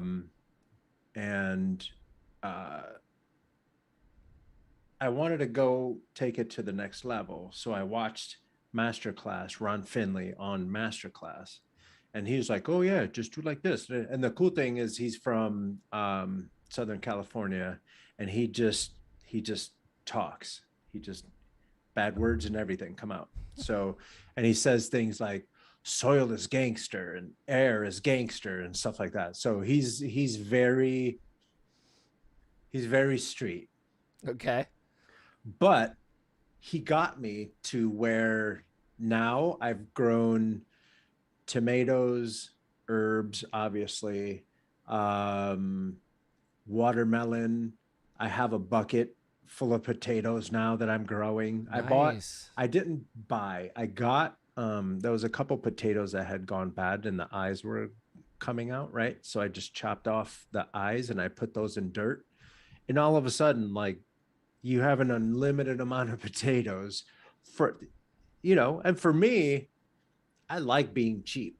I like figuring out how to game the system in a healthy way. I don't like cutting corners and cheating and stuff. Sure, like that, understood. But farmers farm. Farm. There's nothing wrong with making your own food. Yeah. Yeah, that's not. Yeah. Look at me creating life. Okay, that can be taken in multiple ways, but sure.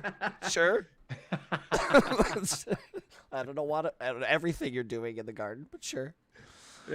But no, that's it. If you're into gardening at all, you guys should. I mean, I don't know if they have like a trial period or whatever, but that Ron Finley series is really good.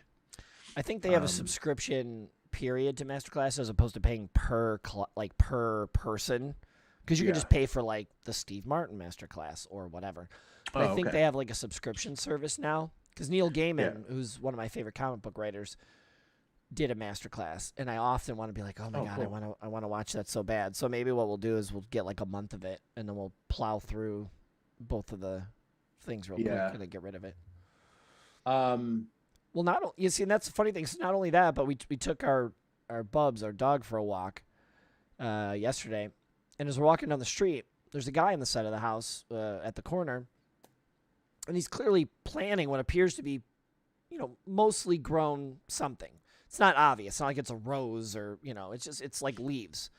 yeah. But it's clear it's purposeful. It's not just for decoration. And so we kind of stop, and she's like, I wonder what he's planting. I'm like, ask him.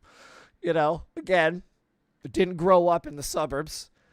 I'm like, you just ask the dude. She's like, she's like, hey, she's like, what are you planting? And the guy goes, I'm planting hot peppers. And we're like, really? And he goes, yeah, I think she can correct me. I think he said 8 or 10 different kinds. And Whoa. his favorite ones, the ones he plants, are a poblano variant that's spicy. Particular kind of poblano. And I was like, oh, that's pretty awesome. And then he goes on to explain that him and his buddies rent land from a farmer, and they do stuff there, and then they each do certain things at each other's houses. So he's the pepper guy. There's another guy that does something else. And what they do is they then have a small little independent hot sauce company. Whoa, Just that's cool. a little thing they do. Kind of like guys that like brew their own beer at home or whatever. Like they just do that. So he says, yeah, once these grow, I'll pull them off fresh. I'll run in the house and I'll mash them. I think he also said ghost pepper. Yeah. So yeah, I mean, again, he said 8 or 10 variants of different kinds, all, up the scale. Right. Yeah. And he takes each one, chops them up fine, puts a little bit of, I think he said salt, a little bit of something else to stabilize them, mashes, and then cans it. Yeah. He then lets it sit for a year. He's like, so last year's I have in my basement. When these grow, I'll cut them. They'll sit all winter. 87 unleaded comes in. Oh yeah. God only knows how hot this stuff is when it comes out. and he's like, yeah, it's so we make hot sauce, and then the other guy has like tomatoes and tomatillos and stuff, and then another guy does something else, and so they all kind of use the stuff to make this sauce. And we're like, oh, that's pretty awesome. So now we're gonna find it, maybe get a little bottle or whatever. His niece or something is starting a website for him, but yeah, he's just doing it on the side of the house. Well, then the second we left, we're both like, we should grow some hot peppers. Like, that'd be awesome. Yeah. We're going to get the tomatillos, right, from growing under the fence. We have cilantro we're growing, some other stuff. We can make salsa. We can do all kinds of stuff. And now we'll have the hot peppers. So, yeah, we're thinking about growing some hot peppers, too. My grandfather used to grow cherry tomatoes. In the city, near Lawrence. He had a small house, but the entire fence of the backyard leading up to the alley was this giant series of cherry tomato plants. Oh, and nice. We'd go over there. You just walk out in the backyard, pull them off, and eat them because they were sweet, And they were they were so great. And it was the whole fence. So if we do that, if the tomatillos come in, we'll have her. I'm gonna make her a little elevated thing, and then maybe I'll just get a couple of those little towers. Yeah. The little, not wrought iron, but the wire towers. Just maybe get a couple little tomato plants. I'll dig a little area out, elevate it a little bit off the ground, and then I'll maybe make some tomatoes too. So we'll have the tomatillos, tomatoes, the herbs, and then now peppers. You got to plan on feeding this addiction. These little boxes that you're talking about, that's cute, but like once you start growing something, and then when you go out and you pick it and you cook with it, or you make whatever, like it's so cool. It's such a great feeling. Again, we grow tomatoes, and I make my own pasta now. I make my own. I'm starting to get into making my own pizza dough now. But before we had the pizza dough, and me and my girlfriend, we'd go out, we'd pick tomatoes, we'd grab some herbs, we'd go in and we'd make our own sauce, and cook up some sausage and whatever, and then have, whether it's a bowl of pasta or pizza or whatever, that was just hanging from a tree an hour ago. Yeah. Like it just tastes better and it makes you feel very accomplished. The idea of being able to, like I said, the minimal experience I have is being able to just walk out in the backyard and eat those cherry tomatoes as kids. Yeah. With me and my brother and stuff would do it. I don't think she has experience like that. But even just the herb stuff, the idea of, she makes some pretty good guacamole, and I would say the best. But regardless, one of the things obviously is getting some cilantro in there, and we'll be able to like pick our own cilantro. But if we start growing peppers, we won't need to go get any more jalapenos. We'll have jalapenos right in the backyard. You walk out, grab two, three, pop, bring them in, cut them up. Like it'll be pretty cool. It'll be pretty neat. I have another little. I should say I have another little taste of my previous home. One of the yard came with nothing in it. It was just barren, and I was like, it'd be kind of neat. We should get a fruit tree. Mm-hmm. And I had said, one of the things I was like, everyone you're looking at, I didn't really think I would want one. I'm like, I don't want that fruit. I don't want that fruit. And then finally came along a sweet apple. Ooh. And then, so I went like, Fuji would be good, or Red Delicious, or something like that. And they said, well, the problem is with apple trees, you need two. They pollinate each other. You can't just have one apple tree. You have to have that and a pollination tree, and then they'll pollinate each other. I'm like, well, how many apples do I need? We're not making an orchard out here. And so they like how many trees do I got to get? They're like, well, they got to be so many feet apart. They got to do this. They got to do that. And I'm like, anything else I can do, like a bush that might pollinate it or whatever? And they said, no, it has to be a tree. Or a solid green bean. Tower of green beans. But she's like, oh, you can do pear. And I was like, what? And they're like, yeah, a pear tree will pollinate an apple pollinate a pear tree. I was like, that'd be kind of cool. It's different than an apple. So I had a pear and I had an apple tree. They were okay. I would get kind of like mini apples, and they wouldn't quite grow full size because they were only like 3 years old. But again, I'd be cutting the grass. I could just pop one off. I'm telling you. Do that in my hands real quick, get the schmutz off. Yeah. You bite right into it. It was pretty neat. It was fun for what it was, but this might be a little bit easier to handle than two big stupid trees that don't want a fruit. At least you see right away. It's sprouting. It's doing what it's supposed to do. But yeah, this is super cute. It's cool that you're doing it too. So maybe if we get it going, maybe she'll be contacting you, being like, "What the hell? This doesn't work." Oh yeah, yeah. I even have a compost barrel out there. I want to compost. I don't think I can in this town. I don't think they'll let me. You might be able to get a barrel, because the thing I have, it's like it has a metal frame and a big plastic or vinyl or something barrel with two little doors, and you just drop your food in there. Every once in a while I'll throw like some dirt in there just to keep it dirty. But yeah, I haven't used my compost yet. So I don't know. I might be about to poison myself, but well, again, unless you're throwing things that aren't naturally occurring, you should be fine. Right. As long as you're not throwing chemicals, right? Because don't you have to do like dirt, anything real food naturally occurring, dirt, food naturally occurring, and then every so often go in there and schmutz it all around and then layer the food. That's what's cool about this thing is you can roll it. Oh. And it just tumbles, right? So yeah, I'm collecting all the greens, the browns, and I'm about to. We just moved back in. We had to do a lot of work on the house. We just moved in probably about a month ago, so I haven't gotten to cleaning up everything out there, but yeah, I'm chomping at the bit. I'm ready. I'm ready to live that life.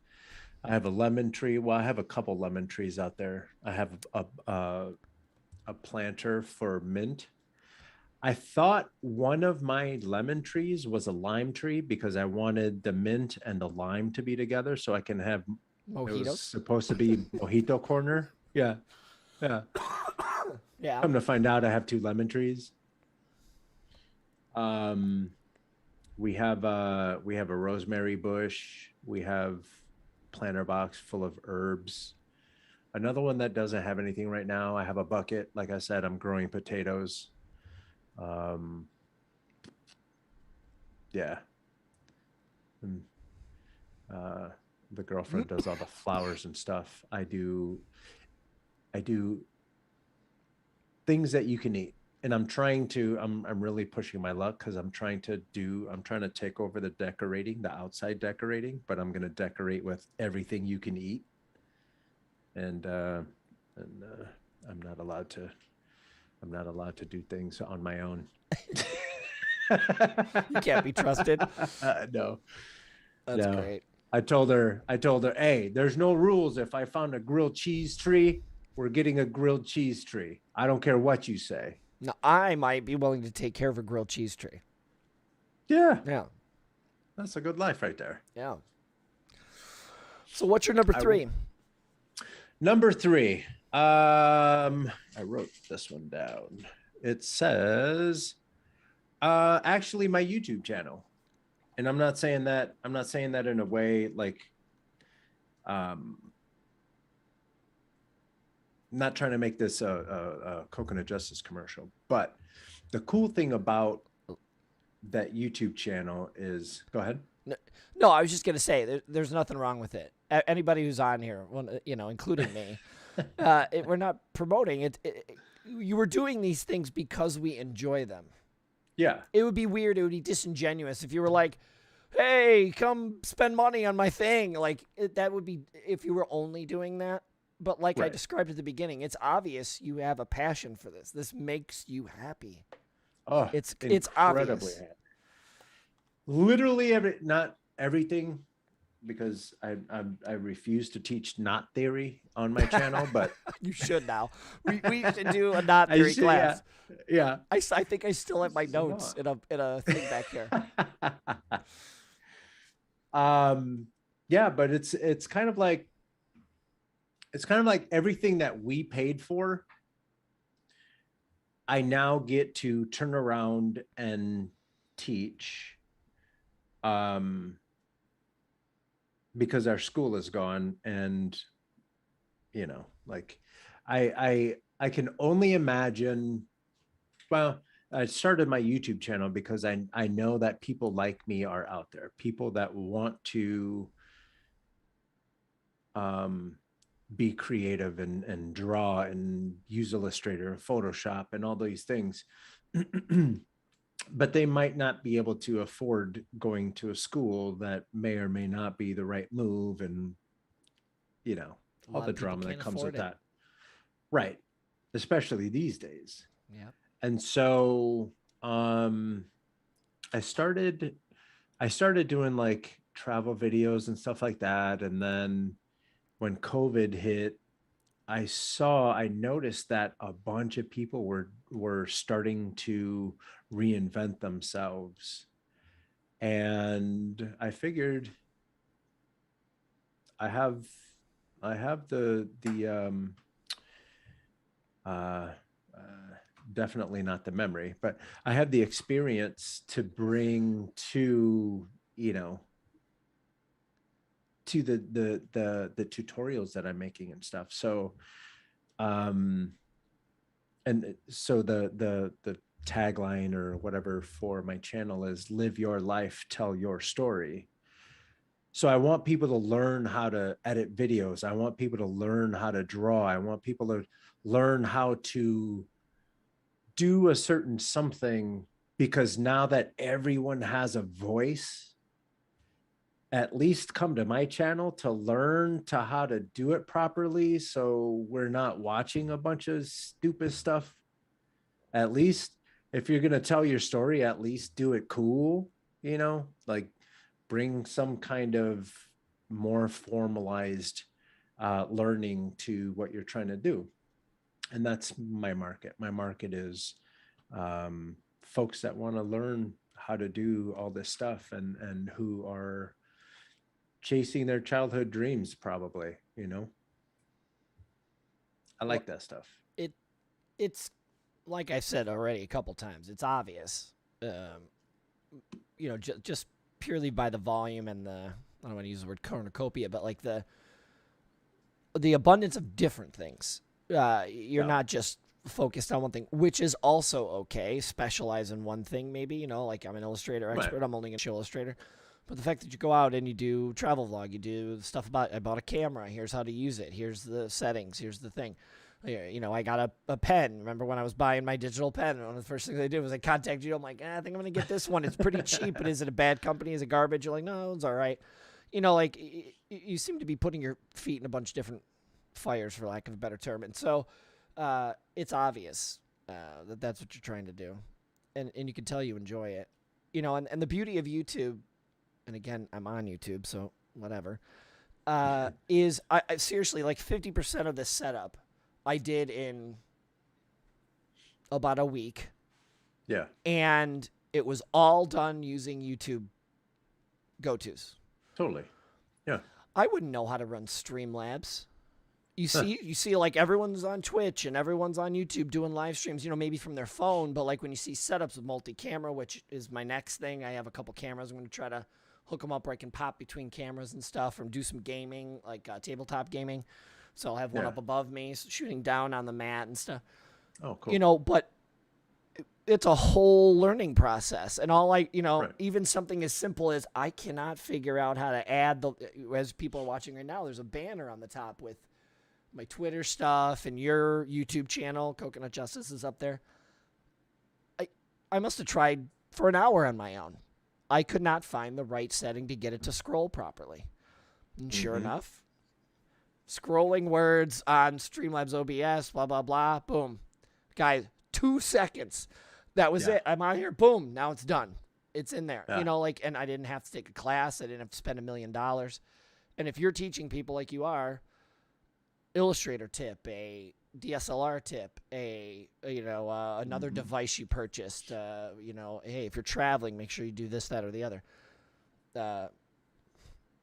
It's invaluable to people now because, like you said, things are expensive, hard to come by. If you can look something up and come to your channel and you have a knowledge that you can give to someone, that's awesome. Yeah. Yeah. Back when I was a Flash developer, that was one of my most favorite things about the Flash community was how sharing they were, and how whenever you did something cool, you'd go on some of the forums and you talk about it and people would give you feedback and all that stuff. I love that stuff. I love teamwork. I miss us in school, like working on things together. I wish we would have done it a little more seriously and a little more religiously and a little more seriously. Did I say seriously once already? It's okay. It just makes it double serious. Yeah, it's really serious. So yeah, just being able to focus on that and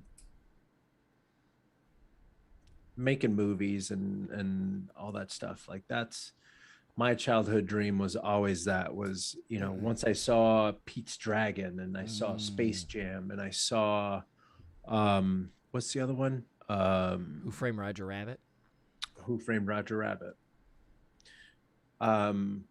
Those movies, I wanted to do that. And I'm actually like bumping into my fourth thing that we're going to be talking about, but so it's me, my channel is me figuring things out and sharing my knowledge with people. And again, kind of like as a joke, it's also my notepad, because once I learn something, I have the tutorial, I'm going to put it up there. So now I know that I have a tutorial for this thing that I'm trying to do. So I go and I watch my own content. So I have to make sure that it's good. Yeah. Because if I bore myself, then that's, no one's going to be watching it. I'm an energy vampire. That's right. You got to do the thing. You got to do the face. I'll send you a GIF of him doing it. You're going to crack the hell up. I'm ready. Yeah. I'm ready. Yeah, that's neat. Yeah. I don't want to use the democratization, but like the ease of the internet was something we only dreamed of when we were in school.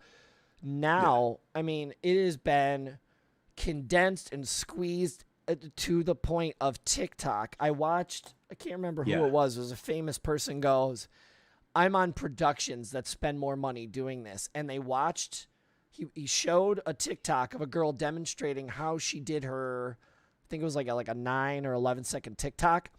And she did the thing with the filter, and she would like move the camera, hit the phone, then spin the camera and move the camera, hit the phone. And then she'd move it on her face and hit the phone and then slide the camera up. And she's hitting the phone, and you're like, what is she doing? She's live editing. She knew the cut to make and where to put the phone next. So she didn't film it and then edit it. She used the filter, did the thing, hit the button to stop it. Boom, boom, boom, boom, boom. Hits the button and plays it. It's like 9 seconds of perfection. The camera's in the right space. It has the right filter. Boom, jump cuts to something else. Boom, a transition. She hit the button to do a transition, hit the thing, to boom, boom, boom. Did it all in like 15 seconds.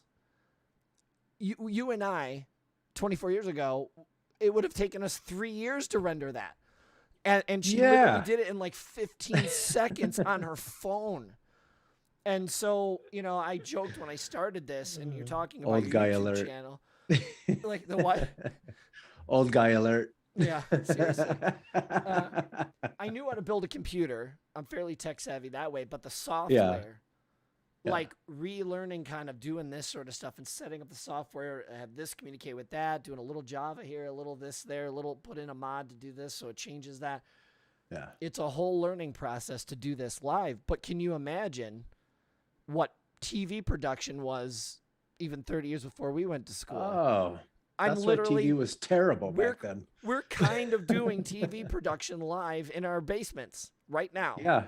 It's the craziest thing ever. And so when you can teach someone on your YouTube channel to do things, drawing, film editing, whatever, how to put a banner in a stupid YouTube video like mine, while you're live streaming, it's going to take the hard tech part out, and you get the pure art easier. Yeah.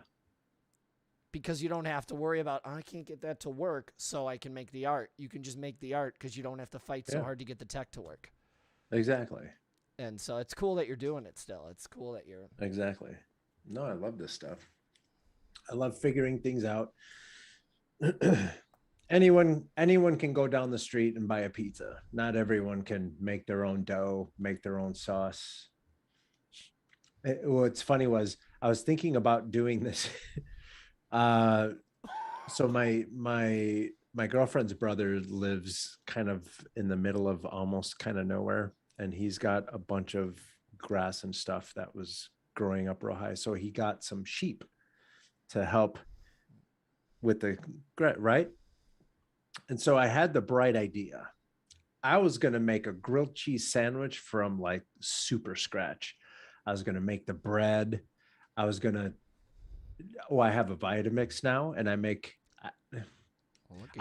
can make my own butter. I have in the past. So I was going to make my own butter. I was going to make my own bread. And then I was going to reach out to my girlfriend's brother and say, hey, can I milk your sheep and make my own cheese? And he busted out laughing and said, yeah, good luck. Yep. I didn't do it, but the thought was there.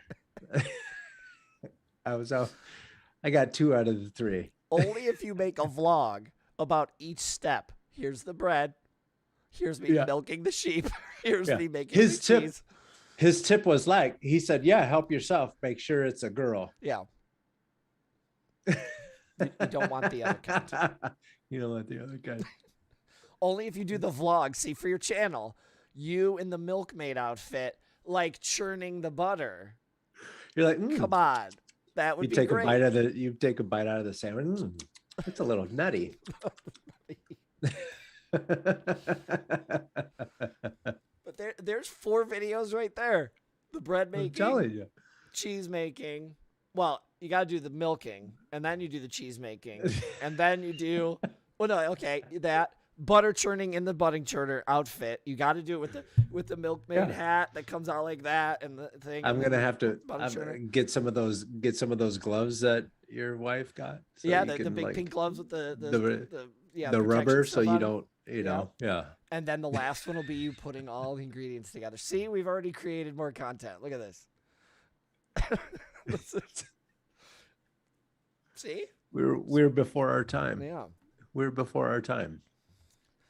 My third is you have not had an Xbox in 10 years. All I've had, I've had other video game systems, but I've only played on consoles.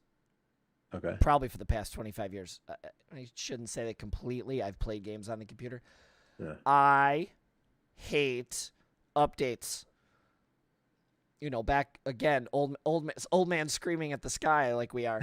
I remember booting up a X386 computer with a 2400K baud modem to try to get on, you know, my message boards to get Police Quest and not Dirk Daring, the other one, up working on a 386 computer with like 4 megabytes of memory. You know, the Doom shareware. And everything never worked. Yeah. And they would always be like, you'd go on the message boards. That's like the bull joke in Kingpin. Yeah, right. You don't want that kind of cheese. Sergio said that. Excuse me. But back in the day, you'd go on like a message board and they'd be like, yeah, the reason Doom doesn't work is because this doesn't work and that doesn't work. Just go in your registry and just start ripping things out of your Windows registry and then it'll work. And we just did it.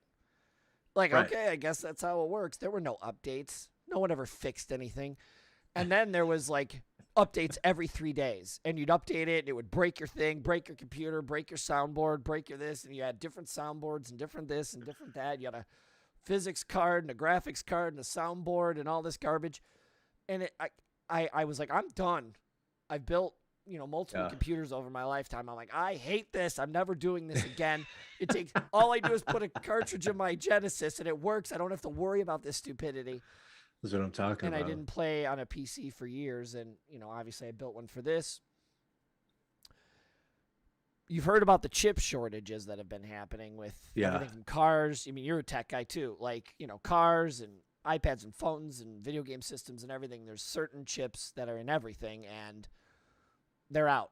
People can't get certain kinds of like clothes dryers because they have a too techie of a computer in them and they're missing chips. So graphics cards not only have problems with chip shortages, but on top of that, crypto idiots are out there buying 9,000 of these things. So your average guy, or I shouldn't say guy, average person.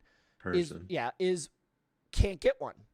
And so they're on the aftermarket. So a $600 graphics card, which is good, was going for like $2,800. Stock X on like shoe websites, to get your Jordans for $9,000. They had $2,700 graphics cards that were $600 retail. So when I built this, everything is fairly new and powerful. I had to buy a 1050 GeForce 1050 graphics card. It's a 12-year-old piece of technology. It was new in box just to get a graphics card because you couldn't find them otherwise. And I paid way too much for that. Yeah. Way too much then means like $250. It's a 12-year-old graphics card new in a box, and I paid $250 for it. I saved money to do it. But on the last thing I did, last podcast, I mentioned how a buddy was upgrading to a 3070, and the prices are coming down now. Chips are getting a little bit easier. And he was very generous and let me go on a payment plan. And he gave me his 3060, which is just slightly less powerful. But, I'm giving him some money every month. He's being very nice to me. Yeah. And I threw that thing in this beast here next to me that I built, and I immediately was telling Mrs. Funny, I said, I'm going to go down there. If you hear screaming, or I'm going to use the table back here. I'm going to tear it apart. I'm not shitting you. This graphics card is half the size of this 8.5 by 11 sheet of paper. It weighs like 3/4 of a. It's got to weigh 4 pounds. It's got 3 fans on it. It's massive. If I could show you a picture, it's huge. It's enormous. Oh my God. And I plugged this thing in. It actually went in way easier than I thought. I thought I was gonna break something or break it. Yeah. Plugged it right back in. Turned it on. Thing fired up. All the RGB. The lights go off. It's spinning and lighting up. And I put in a game like, oh, it's gonna break this thing, and it's called a hard space ship breaker. And the idea is you're out in space and there's like these bays, and these companies bring their old crappy ships in, and the idea is you have to cut them apart like a salvage guy. Yeah. But imagine you cutting an engine off, but if you hit the fuel line, you might blow yourself and it up. Or you might be in a cabin and you accidentally cut this thing and it sets everything on fire, and so you lose money or whatever. It's a lot of 3D. There's planets spinning in the background. You're floating around in space. And I turn the thing on. I hit it. You can hit buttons now on these games. Everything patches itself again. GeForce technology. Now you hit a button, it just patches everything. Here, it works. You're like, oh, okay, it's kind of like gaming on a console for the most part now. So it just does it. You can hit a button called benchmark. And what it does is it black screens it for a second, brings it back, does a couple calculations, and then goes, based on the card, the memory, the chip, the board you have, here's the settings. And my old 1050 would barely do like potato. Like that's how powerful it was. Everything looked like like wireframed Pixar stuff. Like you couldn't even put a texture up. It was so bad. I fire this bad boy up, put that game on. I'm like, this should make this thing chug pretty hard. Hit benchmark. Comes back, epic. Almost everything was as high as you could possibly turn this thing on. And this isn't even the most powerful card on the market. Yeah. So I was only getting about 60 frames a second. Games are, original TV was 24. Most movie and games and stuff now in Ultra HD is 30. 60 for video games is pretty solid. I'm getting 120 frames a second. Whoa. There are people, if you watch them online in the top right corner while they're playing some of these games, it'll have a number, like a 3-digit number, just going crazy.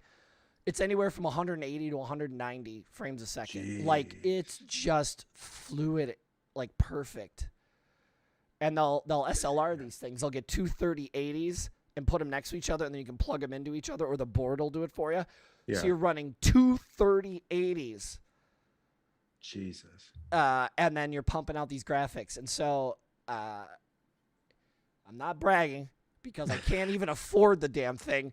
He's being nice to me and letting me basically borrow it for 4 months so I can pay him back because I'm poor. But I gave him some money, and he was very generous. And so I've started firing up PC games that I can't play on my console. One of them is this Shipbreaker one. I put on what was another one? I put on a couple.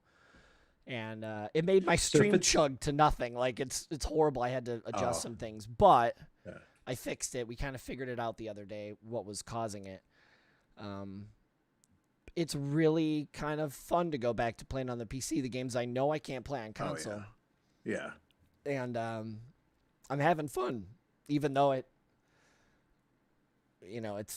everything I touch in that case, I got like gloves on, and I'm like touching metal to keep from static charging stuff. I'm, So are you gonna try to upgrade that graphics card when you can, when the chip shortage figured itself out? Well, he did. So basically, what he did was he had a 3060 that he found, on the back of a truck, but he got.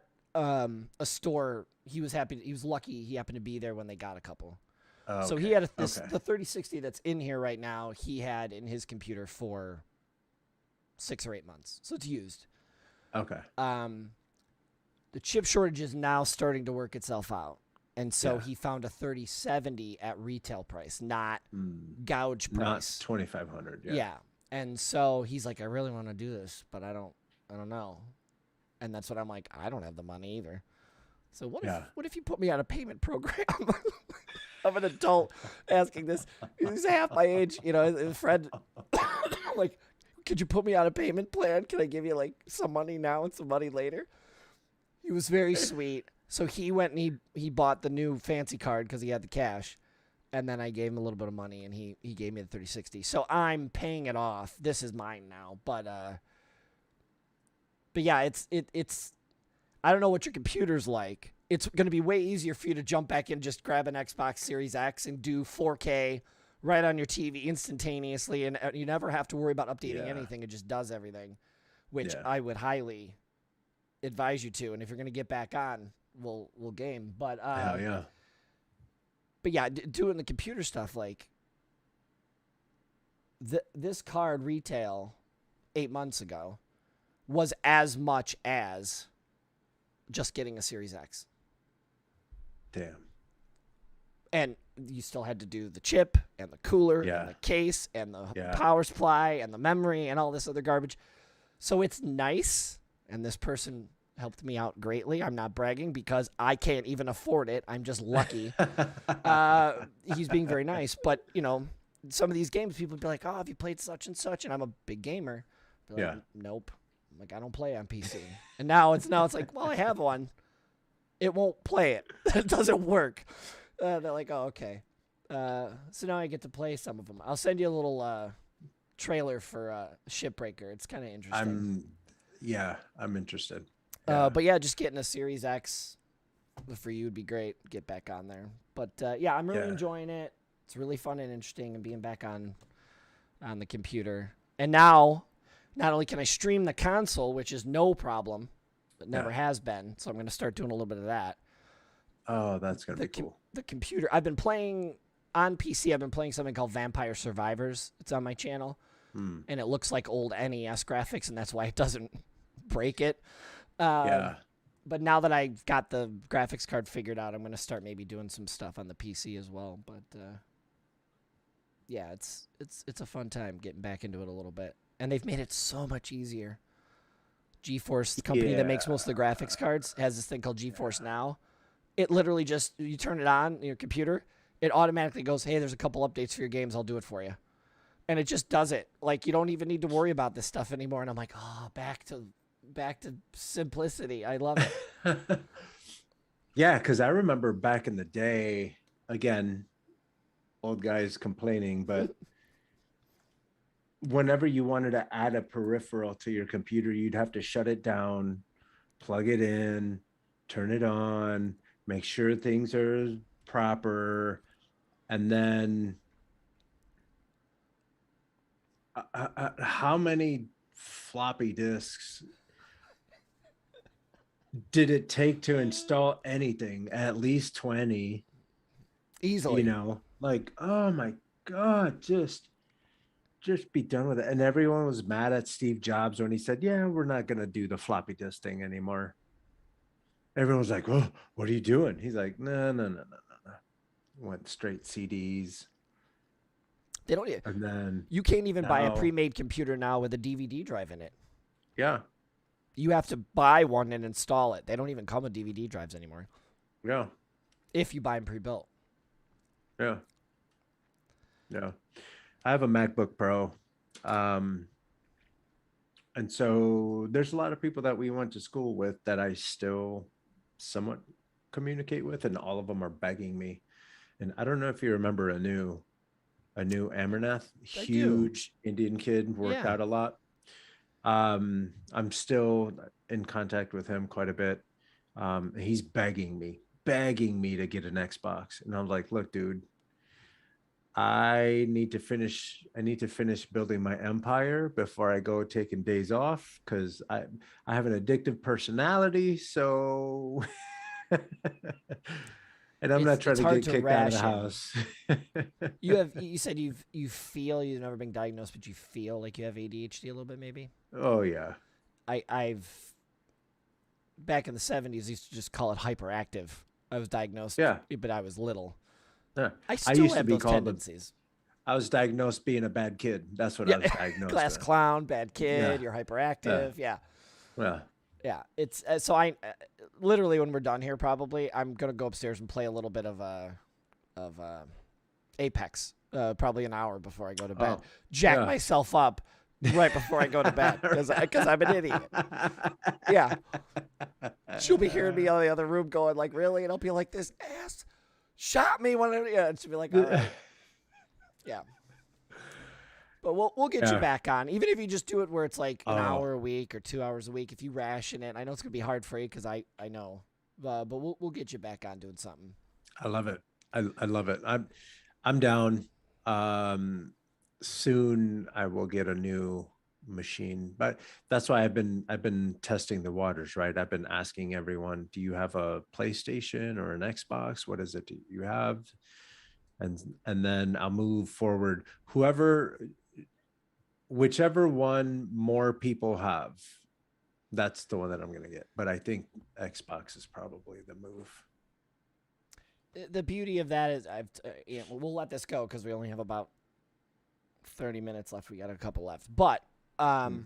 Game Pass is amazing. It's like Netflix. You pay it either monthly or you pay for a year. And then there's like 250 games. You just download them whenever you want to play them. And all the Microsoft games, Nice. day one, come out. You just download them for free because you're part of Game Pass. So it's Oh, pretty sick. brilliant. And if you have a PC, which you don't, it integrates and does all kinds of fun stuff. But the beauty now is most of these companies are doing what they call cross play. Mm-hmm. So even if people have PS5 and they're like, oh my God, I want you to play Overwatch, or oh my God, you got to play Warzone with me, or oh my God, you got to play Apex with me, or even something like, Fortnite or whatever's the popular thing. People are like, you got to play it. A good 50 to 60% of the time now, even if you're on an Xbox and they're on a PlayStation, you can play together. They can Oh, even you can have a yeah. PC player, a PS5 player, and an Xbox player all be on the same team and playing the game together. You don't need Beautiful. to That's what I be want. segregated like between your systems anymore. For the Yeah. bigger games, smaller Yeah. ones aren't going to go through that process. So it's Right. it's even less of an issue as far as how many of your friends have what system. It almost Yeah. would be like, what game do you guys want me to play? And then if it's Oh, crossplay, perfect. you just get All whatever the day. hell you want, or you can grab first. Yeah. You know, but That's the smartest thing that both of those companies could have done. Well, at least the game developers. Um, yeah, because at one point in my life, I had an Xbox and a PlayStation. Um, and I was just depending on who was up for some gaming, that's where I went. But this is back when PlayStation was a little clunkier. The social part of it was oh yeah. clunky. You'd have to quit a game, start a chat, go back into the game, and then what happened if you're done talking to the person? Okay, well, cool. You have to quit out of the game, go and close the chat, and go back in, and then nobody wants to do that. Every game on PlayStation had its own little sign in and its own thing. It was all pain. Yeah, They've pretty much fixed that. The beauty of that is, I don't know if you've ever heard of something called Rocket League. It's yeah, like a soccer game, but you play it with these little sort of remote control cars. So you that's jump the car cool. and you spin Yeah, it with the controller and you can knock the soccer ball into the goal and stuff. It's yeah, it's super fun. But for yeah, years, Xbox was like, any day now, all PlayStation or PC has to do is say, we can play. We'll all play together. All they got to do. And PlayStation, it's impossible. You can't do it. It's impossible. Nothing. It'll never happen. And one weekend, Rocket League was just like, just turned it on. Didn't tell anybody or anything. And then people were noticing while they were in the PlayStation, people's names had little Xbox symbols next to them or a little PC. And then vice versa. beautiful. Everyone started noticing. And then by Monday, people were like, turn this on everything. What is going on? Why can't we do this? Yeah, And they just did it. And then shut it off on Monday and let everybody go crazy. And now it's pretty much in everything. So it's awesome. Even on PC, beautiful. someone I know only plays on PC. Yeah, There's literally a button on PC, an Xbox button. You can even plug your Xbox controller with Bluetooth. You hit this up here, and you yeah. Bluetooth right to your PC because it's all Oh, I was Microsoft playing. drivers. I was, I was playing Call of Duty on the iPad with the Xbox controller. It's awesome. Oh. The only problem with that was when you're playing on the iPad, it's great. The experience itself is great because everything is super lightweight and you can take it everywhere, blah blah blah. But when you have a controller connected and you go to play multiplayer, it tries to team you up with other people that have controllers, and no one is ever available. So you're sitting there waiting and waiting and waiting, and it never happens. So I found out that if you start a game with the controller turned off, and then when you're in the game, you quit out of the game, you turn on the controller, connect it to the iPad, start your Call of Duty back, and then when it goes in, it says, do you want to go back to your game? And I say, yeah. And now it would let you in. That's, you see, I have a problem. Maybe we shouldn't get you an Xbox. Maybe you should not get an Xbox. That's great. Yeah, on the 21st, there's a little goofy game. These like little bean guys. They're like blue and orange and stuff. And it's like, you ever see the TV show Wipeout? Yeah. Or MXC, the old TV show that didn't age well, but it's funny as hell. These little beans. There's 4 levels, and it starts out with 64 of these little beans, and you're one of them. And it's these really colorful. It looks like a kid's playground, but it's this obstacle course. And the first one is 64, narrows it down to 32. Then level 2 comes 32 to 16, 16 to 8, 8 to maybe 6 or 4, and the last little thing is a showdown between the 4 of you little stupid beans, like jumping over a pole, and the faster it goes until eventually it knocks 3 of them off, and the last little bean standing guy it's called Fall Guys, and it's going cross-play, multiplayer, free-to-play, everything on the 21st. Whoa. And it's super easy. It's free. It might even work on your Mac. It's like Squid Game, but different. It's just silly. It's these little, I'll send you that trailer too. It's super cute. I don't know if it's on the iPad, but if you can maybe spoof an iPad like onto a PC, I don't know how that would work. But anyway, yeah, it's silly. All sorts of fun to be had. So when you do whatever you decide to do, I'll be there. Maybe even Sergio will race with you. We'll get you on there. I'm down. All right. What's your thing you're looking forward to?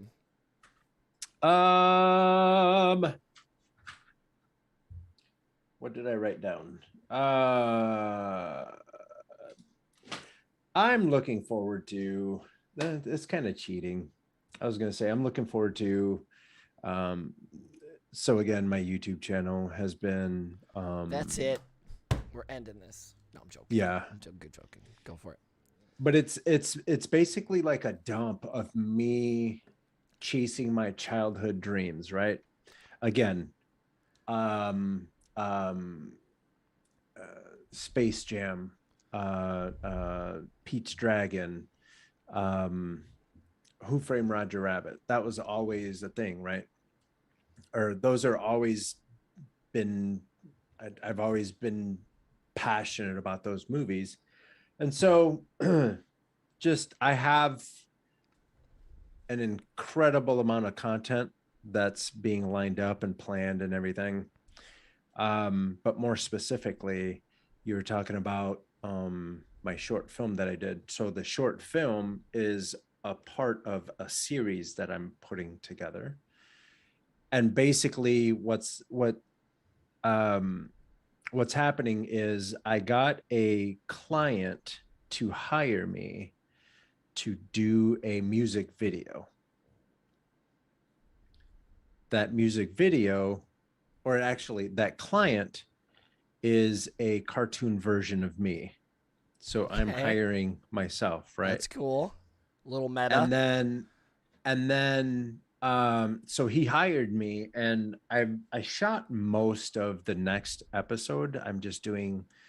I have to do a lot of animating and special effects in it, and then I have to do some stuff outside because there's this long journey that happens. But so the long journey ends at the music studio of cartoon, or his name is CG the MC. Nice. So CG the MC hires me, and then he's sending me off to go make this song with his music producer. The music producer's name is Doug Infinite, and that's a for real thing. And if you've seen the documentary on Netflix about Kanye, Genius, I have not. I saw you commenting on it though, I think. it's On really YouTube, good. right? You did a Yeah, series of commenting on it. Yeah, yeah. yeah. But in the first episode of that, the person who the very first Kanye West diss track was the guy who's helping me make this song. So this is totally meta. This guy really exists, He but in really your exists. videos you're And making, if you want to see who it is, just watch the first episode of Genius and you'll see who it is. And that's like legitimately my buddy.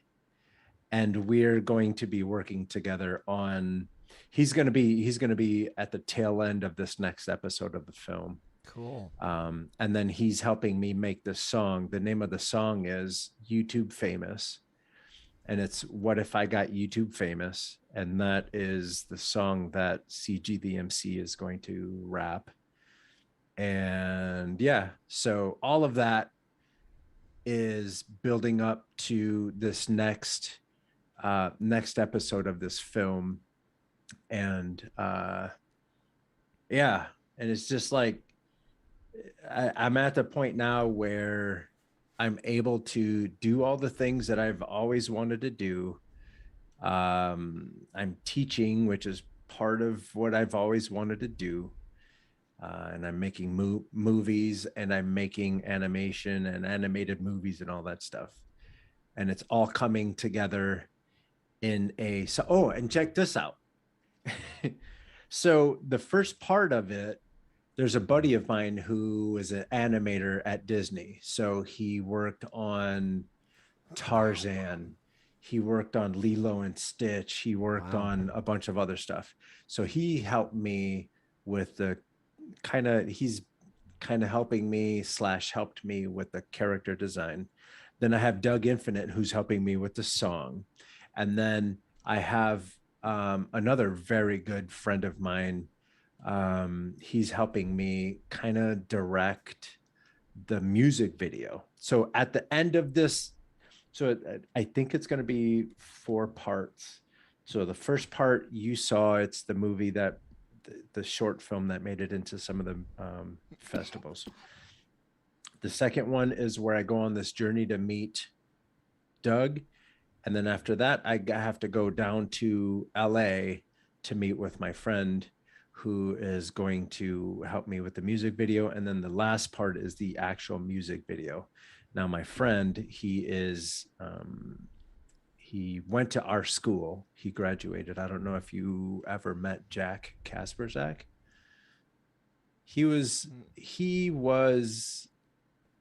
We'd already graduated.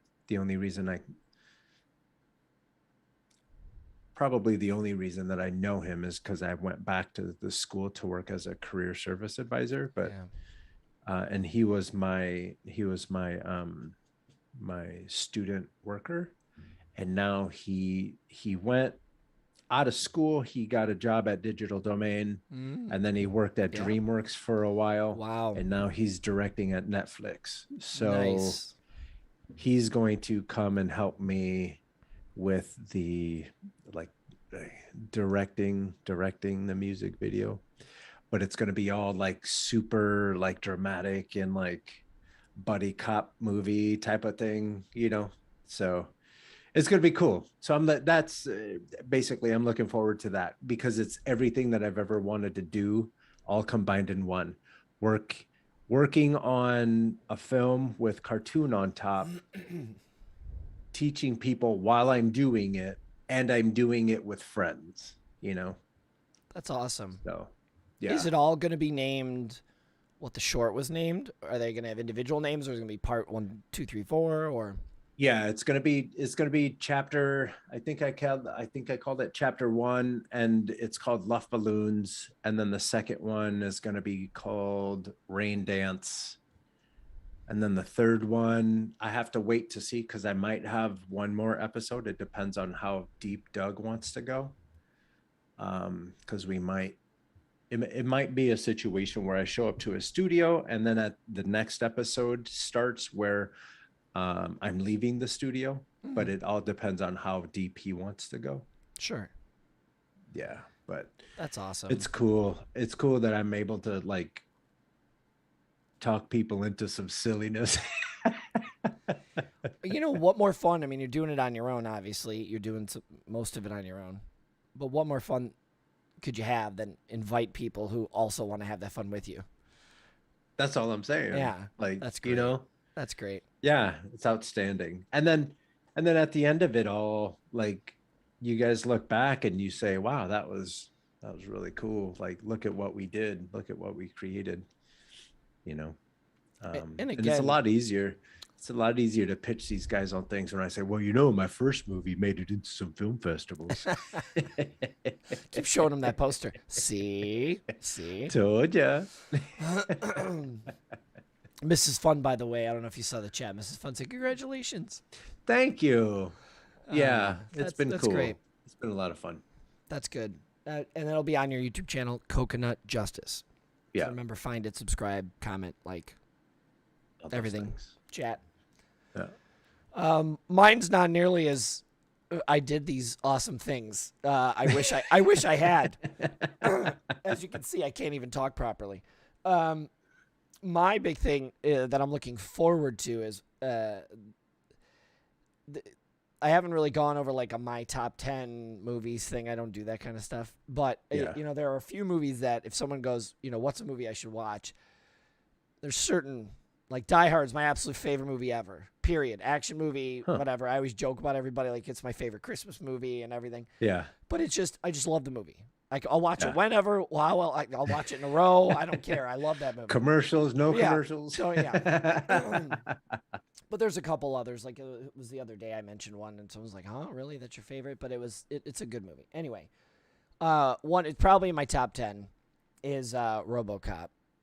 Oh. I know there's a theme here, 2 cop movies, but the other 8 of my top 10 are not cop movies. But I always tell this joke is I remember seeing the preview for it on television. Imagine a Robocop trailer. Like, it's ridiculous. Like, you know, and I told my mother, I think I was like 14 or something. Yeah. And it was not 14 like I could maybe pass for 18, you know, and that was when they were still like they cared whether you were 18 or not to get into an army. Yeah. And I said, I really want to go. And I'm like, I need someone to take me. And my mother was like, all right, I'll go. And I got my mother to take me to go to see Robocop. And in the first 10 minutes, they drag the officer at the time, Peter Weller, into that factory and blow all of his limbs off with shotguns. And my mother looks right at me. She goes, why would you make me take you to this? But it's Paul Verhoeven. It's violent. It's sci-fi. It's got like old school, not claymation, but when the Ed 209 walks around, it's stop motion. Yeah. You got you know, just a cool badass you know, protagonist. You got Robocop running around. Even when he takes the helmet off and his targeting's off and his grizzled face with the metal on it, you know. No love story other than the wife, and she's gone. He died. She leaves him. Like, she's gone. No love story. It's just this dude who's been turned into a killing machine, and he's running around, and bad guys are after him, and I'll buy that for $1 and all that stuff. I love RoboCop. And they finally did a 4K print, and it's out in 4K now. Oh, and so there's a few, nice. You know, Aliens. I had to grab 4K. I don't buy a lot of hard media anymore. I stream. But if I want access to something I really like, I will spend the money every once in a while. Yeah. And, you know, got my 4K Die Hard, 4K Aliens, 4K Predator. Seems Like Old Times, an old Chevy Chase movie is one of my favorites. That's not a cop movie or an action movie. Yeah. They haven't done 4K of that yet, but I'm waiting. So there's a couple. Well, they finally did RoboCop, and it's coming. It'll be here tomorrow. And I can't wait to watch it Friday night. I'm so excited because it's so ridiculous. The satire. Do you remember playing Battleship? Yeah. I don't know if you remember, but in RoboCop, they interstitch the movie with the satire of a future dystopian Detroit. Well, when they cut in, they have these commercials that are satirizing the commercialism and the ridiculousness of the future. And it's called, I can't remember the name of it. It's like thermonuclear war or nuclear war or whatever. It's like a fake battleship. And they're playing at the dinner table and they're like, you didn't take your nuclear missiles off the demilitarized zone. I'm going to have to do this, and they're yelling at each other back at the table. And then they hit the button and the other side of the thing blows up in a little mushroom cloud. And it's all a satire about commercialism and war and stuff. But it's so ridiculous.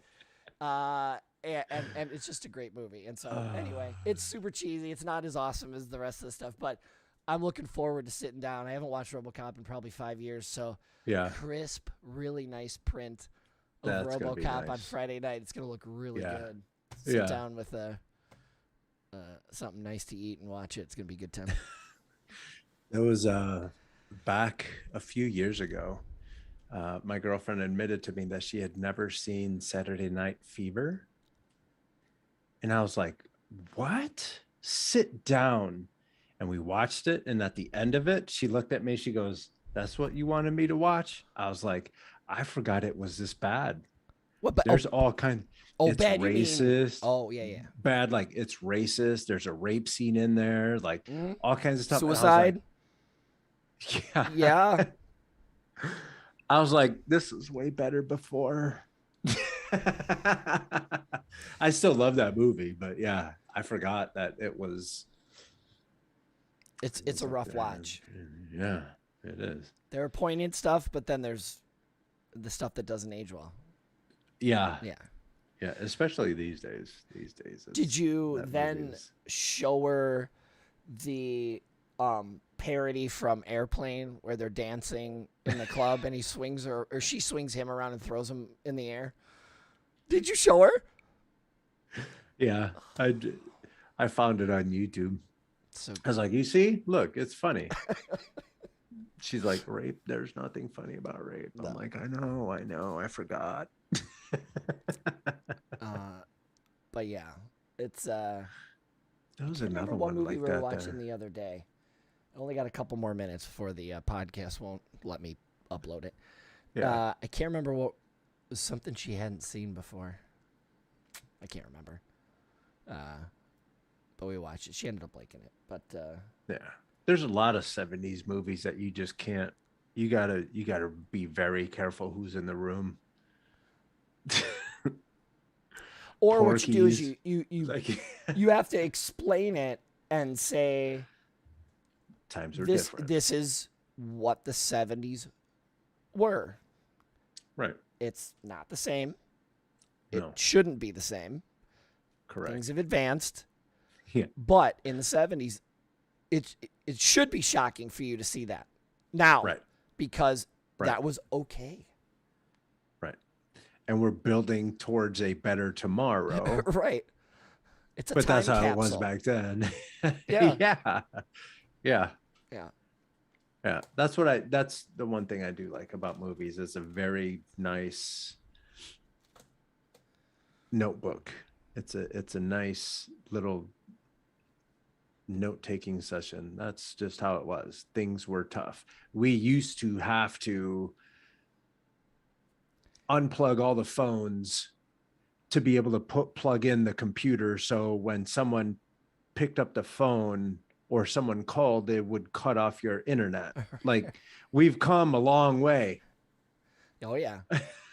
Eric, the film critic guy who you haven't met yet, he's on now. Hey, so Eric. he's the guy who's every other week. He's a movie guy, obviously. So is Sergio. Oh yeah. Perfect sentence. It's a reflection, not always an endorsement. Doesn't mean we say it's okay. Exactly. You can watch it, appreciate it for its movie value, and then discuss why maybe things are uncomfortable. Right.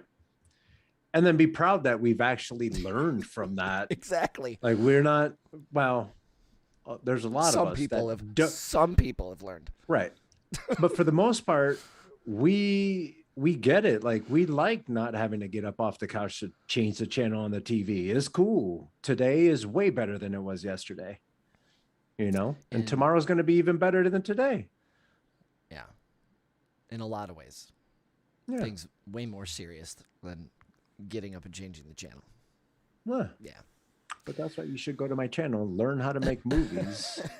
You can make your own art. Make your own art and not have to worry about it anymore. So then later you can cancel yourself. That's true.